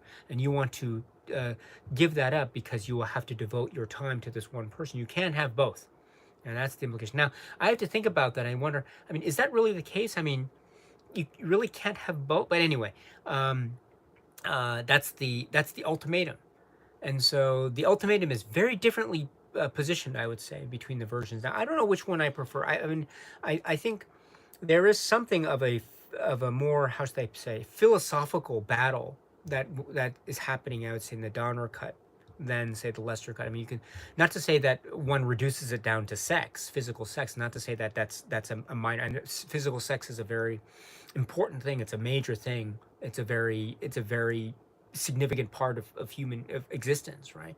But there is something of a philosophical battle as well that's happening with this type of ultimatum in the Donner cut that I think is really very powerful, and that further fuels the divide between father and son, because son makes this choice in spite of father's best intentions. And you see that look of Marlon Brando looking up. He's really angry at Lois Lane, who as he goes into that chamber with the harnessed rays of the Kryptonian sun. And there we go. Yes, and it's quite a scene indeed. That's where he loses his powers, and then that's where we get the moment of that going to the diner, and then the return of Kylo trying to get his powers back. And of course, there's an extended footage here of him going across the snowy tundra, and the effort and going back and trying to get the forgiveness of his father. And everything is destroyed, of course, except that one glowing green thing, and it just glow, and then we have the glowing giant head of Marlon Brando, father, right? And he says, "This is right. This is the final message, and after this, they will never speak again." And so, this is the implication that this final moment, this final piece of energy, will be the last bit of energy that will restore Kal-El's powers back to him, but that will mean the essentially uh, the end of this energy vision, or this energy being that is Jor-El. So this is the father again making the ultimate sacrifice for his son, right? The fulfillment of the Kryptonian prophecy. All right, the son becomes the father, and the father becomes the son.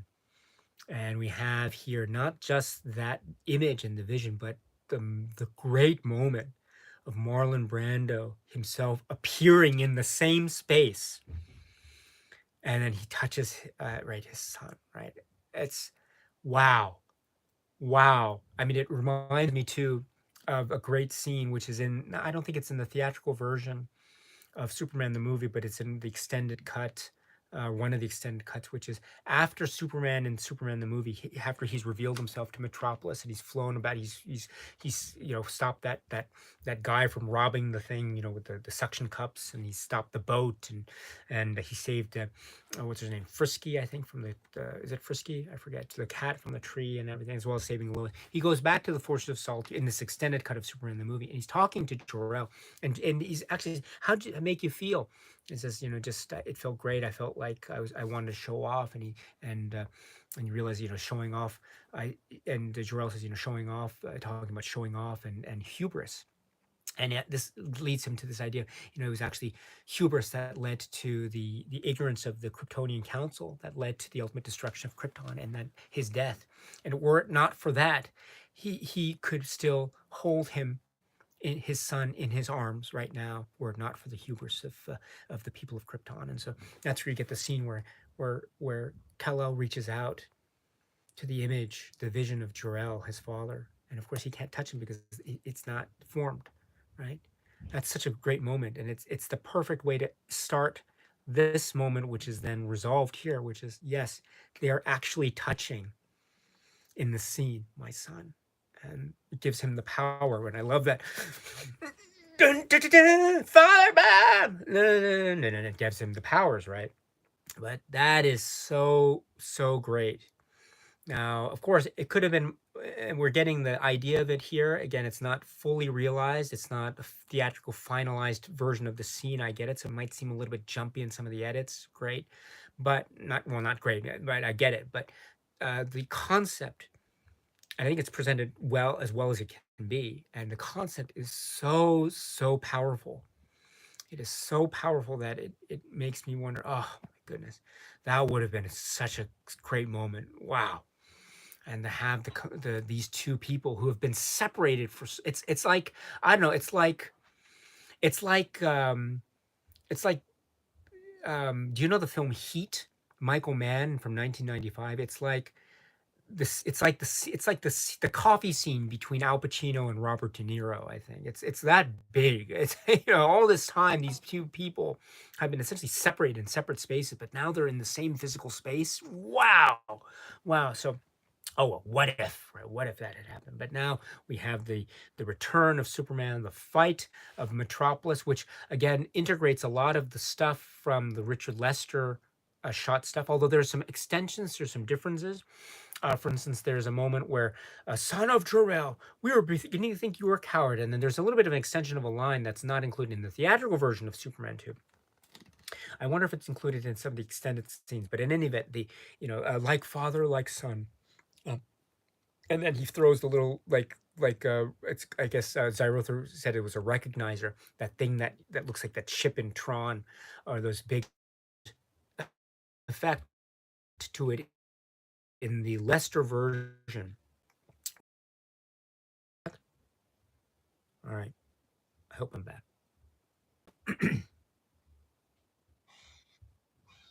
Let's stop here for a second. I think I'm freezing.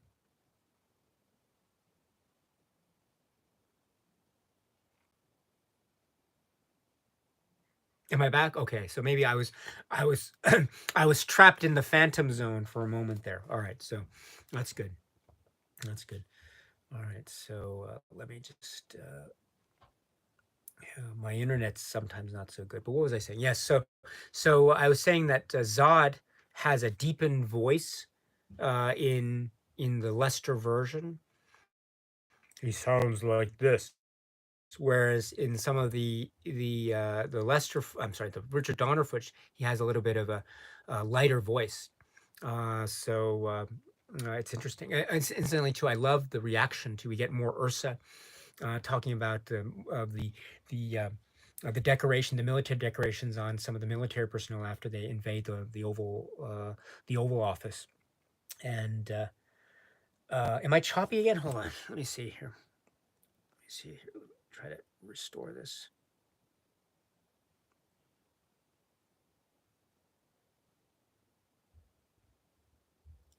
Yeah, I'm a bit choppy today, huh? I don't know what it is. It's the internet. I don't know why. My internet's not so good today. Hmm.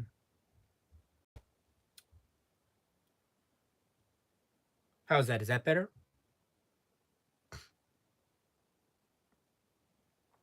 Is that better? Yeah, someone's using a hairdryer. Well said. Well said, Zyrother. Um,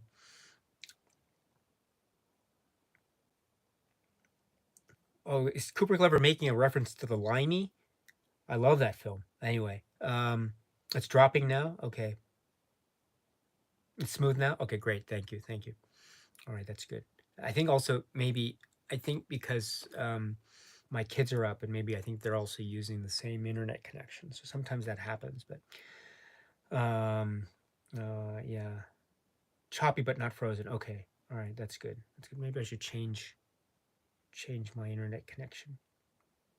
sometime. But okay, sorry, but it might be a little bit choppy from here on in, but we're almost done. So, what I was saying is that yes, there are some differences in the Zod characterizations, somewhat. Non's voice, Non's sound isn't as comedic as it might have been in the Lester version. There's a little bit more Ursa and her obsession with the lapels and the patches and all this stuff, um, and um, and the scenes in the White House. And I love the bit where there's a little bit more of a reaction of Jarrell, our jailer, our jailer. There's a lot of jailer. Like whenever I hear, I think not of jailer, I think of J Lo, like Jennifer Lopez. I think sometimes he's talking about, oh, he's like really angry at Jennifer Lopez for some reason. Like, why would Zod be angry at Jennifer Lopez? But oh no, he's talking about jailer, as in Jarrell being the jailer. Jarrell, jailer, Jennifer Lopez, jailer. It's all a blur in my head. But anyway, could you imagine Jarrell played by Jennifer Lopez? That would be so cool. Anyway, let's see. What was I saying? So yes, so there's a little bit of the extensions of the Zod scenes and the three of them, and his voice is noticeably different. I think it has a little bit of a lighter tone. I think it was, I would want to say it was modified in post for the Lester version to deepen it. But in any event, um, what was I saying? What was I saying? So yeah, so let's go into the final battle. So the Battle of Metropolis. While there's some extensions, some differences, I think the comedy is toned down, and there's a moment. Oh, you hit a woman, right? There's that bit with Ursa, and then he flies into not a side of the building like in the Lester version, but he flies into the Statue of Liberty there, and then he goes, and then, so there are some differences too in background and the like. So, but it's more or less the effect is that um, Superman cannot fight in the Metropolis because it'll mean the death and destruction of of uh, the people, and maybe so there's too much risk involved. So that means he goes, just like in the theatrical cut, he goes to the Fortress of Solitude, and they take incidentally too, there's more menace to when the three of them attack the Daily Planet. There's right when Non chops the thing in half there, the desk, Perry White's desk in half there. There's a close up too of when Perry White, or just before that, he throws the globe at him. There's a big close up. In the Lester version, it looks kind of comical, but in this Donner version, there's a quick shot of the close up of Non's face and the reddened lips, and there's something really creepy about that. And it's the same scene, but it just with these little extra shots here that just it ups the creep factor a lot, which is really effective. And then when Non shoves Perry White's head into the in the Lester version, it sounds like he's shoving his head into a pie. It doesn't sound that menacing at all. Where here, that I think there's a little extra added sound effect that makes it sound, there's some presence to that panel, which you can understand why he's knocked out the way he is, because there's some heaviness to it. So anyway, whenever I see the Lester cut, I always think he's shoving his head into a pie. But anyway, not that I dislike it, because I like pies, but I don't want to have the pie shoved into my head, though. But so now we have then the final way into the Fortress of Solitude scene. Now this is a big difference too. The final battle in the Fortress of Solitude. No big S flown there. No shoo shoo shoo shoo shoo shoo shoo. No, none of that game playing. It's just a simple, right? I'm here. I'm going to talk. Let's talk. It's just a battle of words, really. And in many ways, one can say, therefore, that in some ways, maybe the Lester version, as ludicrous as it might seem a bit almost like having that magical type of battle of magicians type of sense about it, which is also a really interesting thing. Whereas here, they're just talking. Now, there's nothing wrong with that. I think it really is great, but I must say that I think if there had been something else going on, much like the Richard Lester side, I think that would have been really interesting. But it goes straight into this final duel of the words between the two of them. And we have, although there is a bit of the sadness that creeps in when Lex Luthor realizes that he's about to be betrayed by Zod. And in the Lester version, you see Lex Luthor. Here in the Donner version, it's like he's really disappointed and just shocked. What? You're gonna kill me? What? And you can feel that's what I mean when there's these character beats. It provides the opportunity to make us feel for these characters. Not that those weren't there in the Lester version, but they're really here in the Donner version. And here's a case in point. Um, I really feel for Lex Luthor when Zod said, kill him. Huh? What? And he's really surprised. And so that also helps to explain why he would want to get into the good graces of Superman. And right there, and I love the bit where Non points. Oh, it's so cool. And there's also a bit where late earlier in the film when Lex Luthor is getting the explanation from the vision of Jor-El about who these three people are, and you get that shot of Non and his hand. Ah, it's such a cool shot. But anyway, um, so now we have these character beats that are really emotionally providing the core for the reasoning what these characters do at the very end here. So, as maybe while I might have liked to have seen a little bit more of a physical battle confrontation to be a sort of epilogue to what we saw in the Battle of Metropolis, which is why I do like the Richard Lester version as it stands. There are these emotional beats here in the Donner version that I think are really outstanding. So that's one of them. And then here we have more Lois and Ursa, and Lois is visibly upset. And here we see her crying for the first time. She wasn't really crying a lot throughout the Donner version, but here she's crying, and we really believe it because not only is she under physical threat, I think we understand that she doesn't care about herself. She cares about Superman, Kal-El, and she's crying for him. Which is another really powerful emotional beat because now we realize that he's stuck and he has to expose himself to the red sun rays of Krypton. And he goes in and it's the red thing. But now we also have the moment too. Zod, I think, looks up about the red lights, which is an interesting detail as well. But we have then the emergence of this, and then the final showdown, which is very much like what we saw in the Lester version. The music cue is a little bit different, I grant you, and some of the shots are different. If I had to choose, I like the music cue that's used in the Lester version when he crushes it, and it's like, and I mentioned it before.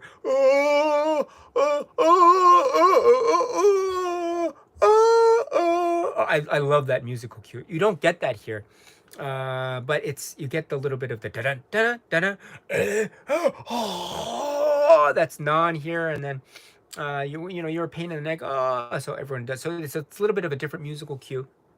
But the point here is that again there are these emotional beats, and then right, the discussion between Lex Luthor and Clark Kent, or Superman and Lois Lane, and then the two of them fly out, Lois Lane and Superman. The implication here is that Lex Luthor is still in the Fortress of Solitude. Now that's okay in the Lester version because he was still in the Fortress of Solitude, at least in the theatrical version of Superman 2: The Lester Cut. If you go into some other extended versions, it might be different, but in the theatrical version, let's wipe the slate scene if you get a whole new leaf. And he just leaves him at the Fortress of Solitude. It's still standing in the Lester version. Now, when two of them fly out here of the Fortress of Solitude in this version, the assumption is that Lex Luthor is still in there. At least there wasn't a scene showing Lex Luthor leaving. Now, maybe there would be, or I'm not sure, but the two of them leave, Lois Lane and Superman. And if Lex Luthor is still in there, what happens next? Superman actually uses his superpowers to destroy the Fortress of Solitude. So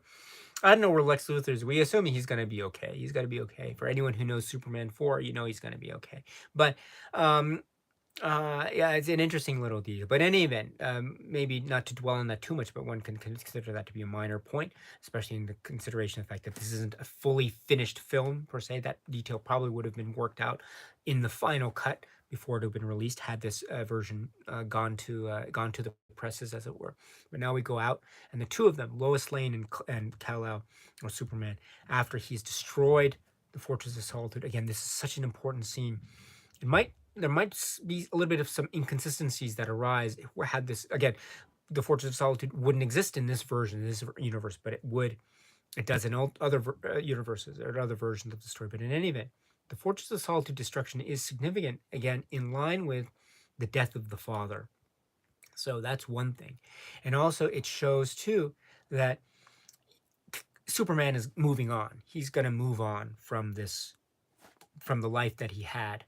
And the Fortress of Solitude being one example of that. And the other example of that, at this precise moment, again, the perfect character beat is at the point when he's saying goodbye to the Fortress of Solitude, which is one component of his previous life. This is the point to where he's going to say goodbye to another component of his previous life, that being Lois and the love relationship between us. And in that way, this moment is so poetically perfect. He's saying goodbye to two things that have been so important to his life up to then, because he knows he has to move on for whatever reason. And I love to how Lois understands. He said, "Yeah, I understand. You know, you gotta you have a job to do. You do what you got to do." So, um, I guess right. It'd be interesting, right? But anyway, I was gonna make a reference to Spider-Man 2, but I won't. I'll resist for in case anyone hasn't seen Spider-Man 2. But um, uh, uh, uh, I did my Tobey Maguire Spider-Man 2 impression in a previous live stream, surprise live stream. If you can find it, kudos to you for that. But here, yes, it's such a beautiful moment, saying goodbye to two important things for Superman Kal-El, and another being, of course, Lois Lane. They can still see each other, he says, but just not in that way. And she understands, at least right here. That doesn't mean that she's not sad about it. And this is the moment where they go back to the terrace, that wonderful, lovely penthouse apartment that she's. I love that apartment, by the way. She goes back, and this is the great bookend to the scene of the interview in Superman the movie, that lovely romantic scene of them getting to know each other, of that scene in that film. Here, it's the same location, but they're saying goodbye. And I love that too, because you notice that you get a little bit of the fragment of this in the Lester version, because they use it for the Lester version. You get a fragment of it, but here we get the fruition of it, the fullness of it. And they land and they arrive, and he walks away and he just turns to look back. She's got her back to him, and he flies off. And then she turns and looks up, up and away. See you, right? See you later, kid. Up and away. So this, and then the shot of the distance going away as right, and he flies off. This is so great because it's a robust version of the scene, and it's a robust version which serves as the perfect bookend to what we saw as another bookend, the opening bookend in Superman the movie, and it's so beautiful for that. And then we have the and so that way, I think, that's an emotional heartbeat that is very, very. It's heartbreaking. It's so heartbreaking indeed. And it would have been interesting to see what the other ending, if they didn't choose the the turning back time. Right? Let's do it again. Right? If I could turn back time, if I could find right. So he has to turn back time, right? And so I could imagine maybe Superman stopping off just before he turns back time. He goes to, say, a karaoke bar, if they had them back then, a karaoke bar, and he's saying, let me just put in one song." I guess he'd have to, because I guess the Cher song came after the release of Superman, if it had been released in 1980. But whatever, right? We're playing with time here, so we can play with time in terms of our play acting with Cher's "If I Could Turn Back Time." So anyway, he sings "If I Could Turn Back Time," and he goes and flies up and changes, reverses time. Everything is back to normal. Although back in the office, people feel like, oh, maybe there's a sense of, is there deja vu? Have I done something? Is there something that I'm missing? Um, and something is happening. North Pole, no, nothing. So they have a feeling or inkling of what had happened before. Again, they don't remember. And then there's this thing about a pizza. It's not a hamburger at 9 a.m. And there's no freshly squeezed orange juice here, but it's a pizza, and pay for half and collect. Yeah, I'll pay for the pizza. And you're super. And he gives a little sigh of relief. Your secret's safe with me. Right. So, although right, she wouldn't even say that because she doesn't even know. Right. So, but that is probably a story for another day. And then cue the fight scene with Rocky, and then boom. All right, so that is, in a nutshell, kind of my feelings of Superman 2, the Richard Donner cut. Now, again, it is not 100% fully realized. There are some moments that, again, feel they're working with what they have, which is limited. So we have to understand that. But with that understanding, it is a very powerful reminder of what the dynamic could have been between these two works. It could have been one whole work realized, and things that were appearing in the first film could have had these resolutions, these arc resolutions in the second film had it been made in Donner's vision, Donner Mankiewicz's vision. But I mean, it's one of the great what ifs of cinema history. And not only is that what if question there, and it's great to ponder, but it's so great that we had this opportunity to see this. I mean, it's a miracle that we got this released at all. I mean, it could have been this thing where, yeah, I mean, maybe cynically thinking maybe this could have been another cash grab money thing. That's another release that could have been off to take advantage of the hype for Superman around, say, Superman Returns or things like that. Okay, I get that. But another thing too is that this is also potentially a very embarrassing story for a lot of the big exec types at whatever it is, the studios. And so it would have been very easy to just ignore the story, to sweep it under the rug and just leave it at as is and just not know what happened. But no, there is this version that really runs counter to the official version of Superman 2, the official studio released version of Superman 2.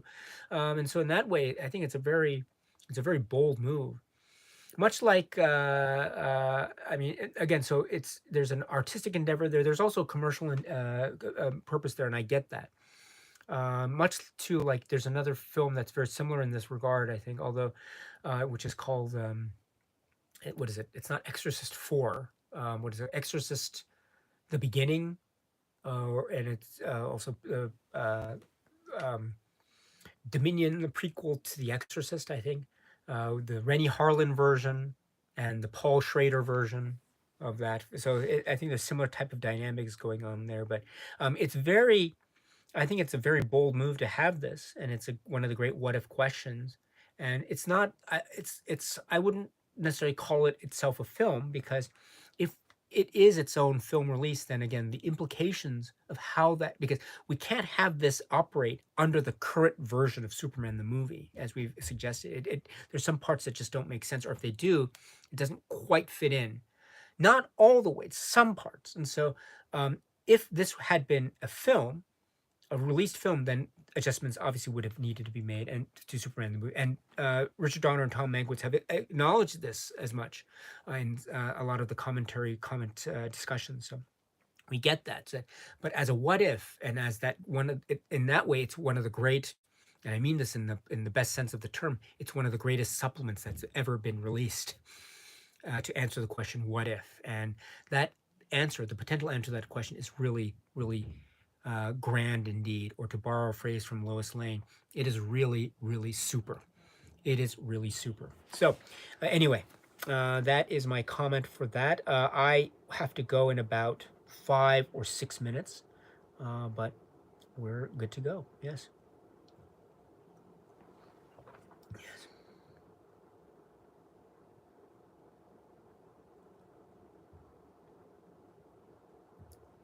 Oh, Zyrothus says, I like them talking. We're talking about the scene in the Fortress of Solitude at the end.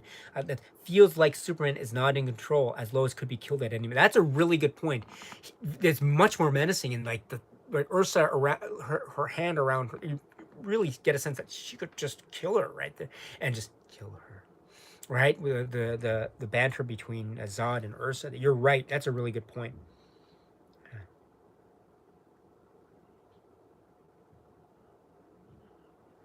If Ursa killed Lois Lane, Superman would really do a job on Ursa. That's what Cooper Glover's saying. That's an interesting thing too. Maybe that would have been where Lois Lane died, and that would have added the emotional weight of turning back. If I could turn back time, and which would have been very similar to what Superman the movie is right now. That's an interesting one.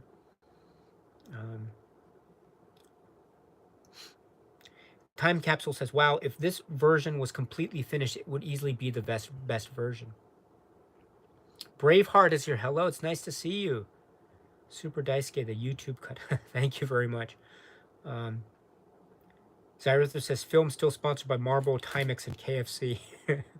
You forgot your change. You forgot your change. What sound? Yeah. Zod, yes, Zod threw Zod into the Coke sign, yes, but the Coke sign was restored, right? Thank goodness. Um, yeah. All right. Jerison, great. Thank you so much, Jerison. It's nice, and thank you very much for your comments. Yes, about some of this background detail. It's a little bit foggy, but if you can get your hands on, say, the Blu-ray of or the DVD or Blu-ray of Superman 2, the Richard Donner cut, there's a lot of great supplementary material that you can find. It's really helpful. Um, let's see. Cooper Clever says there's a shot where the three of the villains are standing in the middle of the street in Metropolis, and the background looks sort of fake. Yeah, yeah. Maybe when they're about to use their super breath. Also, I mentioned too. I forgot to mention in the Lester version they deface Mount Rushmore. Here, um, what is it? They destroy the Washington Monument. I think so. But in any event, yes, it's. I think I think it's because maybe the defacement of the Route Rushmore. Maybe I mean it's a little bit of a comic thing.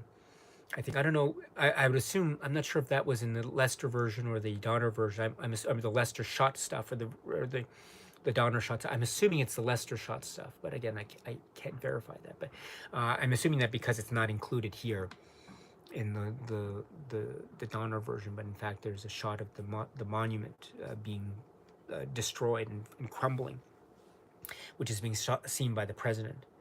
It's the same line by the president, by the way.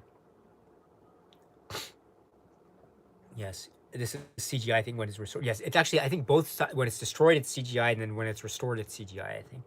Yeah.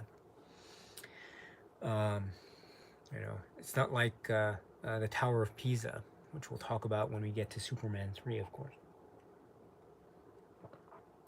Anyway. All right, Katarina says Superman compared with the Exorcist. Exorcist is extra interesting. Oh yes, Exorcist is that's a very interesting series of films itself.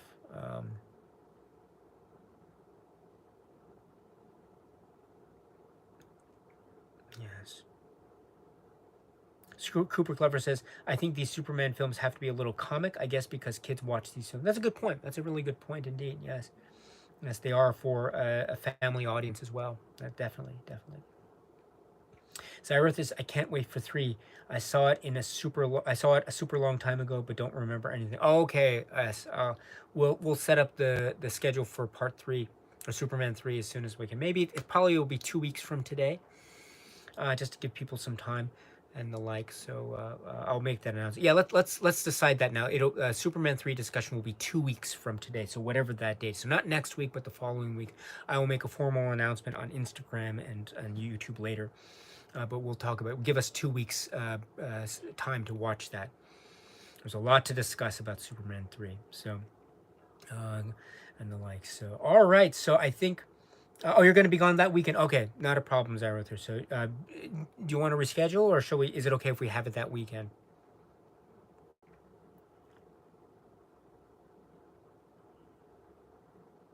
Let me know. Up to you. Up to you. I can delay it for another week as well. It's you can do it 2 weeks from now, or 3 weeks from now, whatever works, whatever you prefer.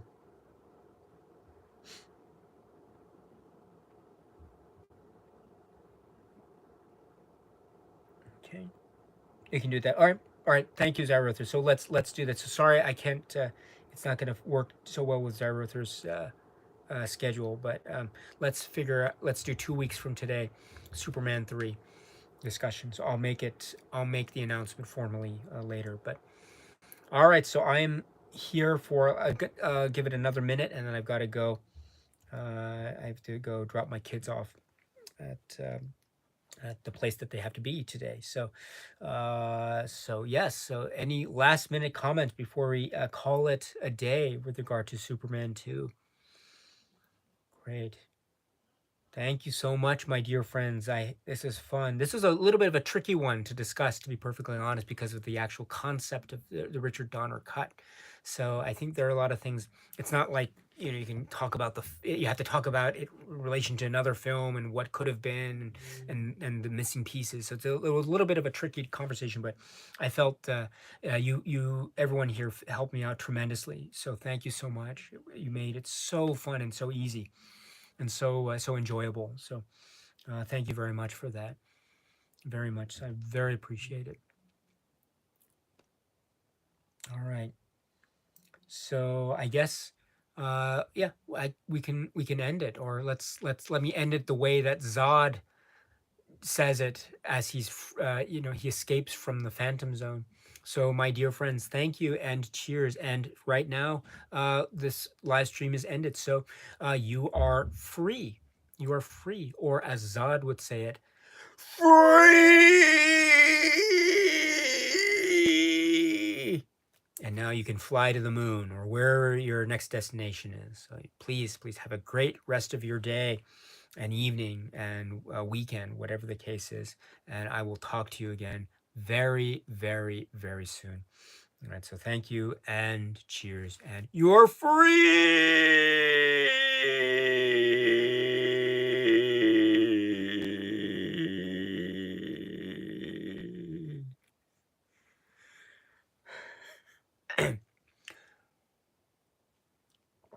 Oh, all right.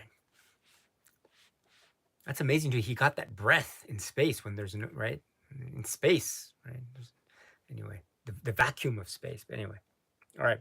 Take care, my friends.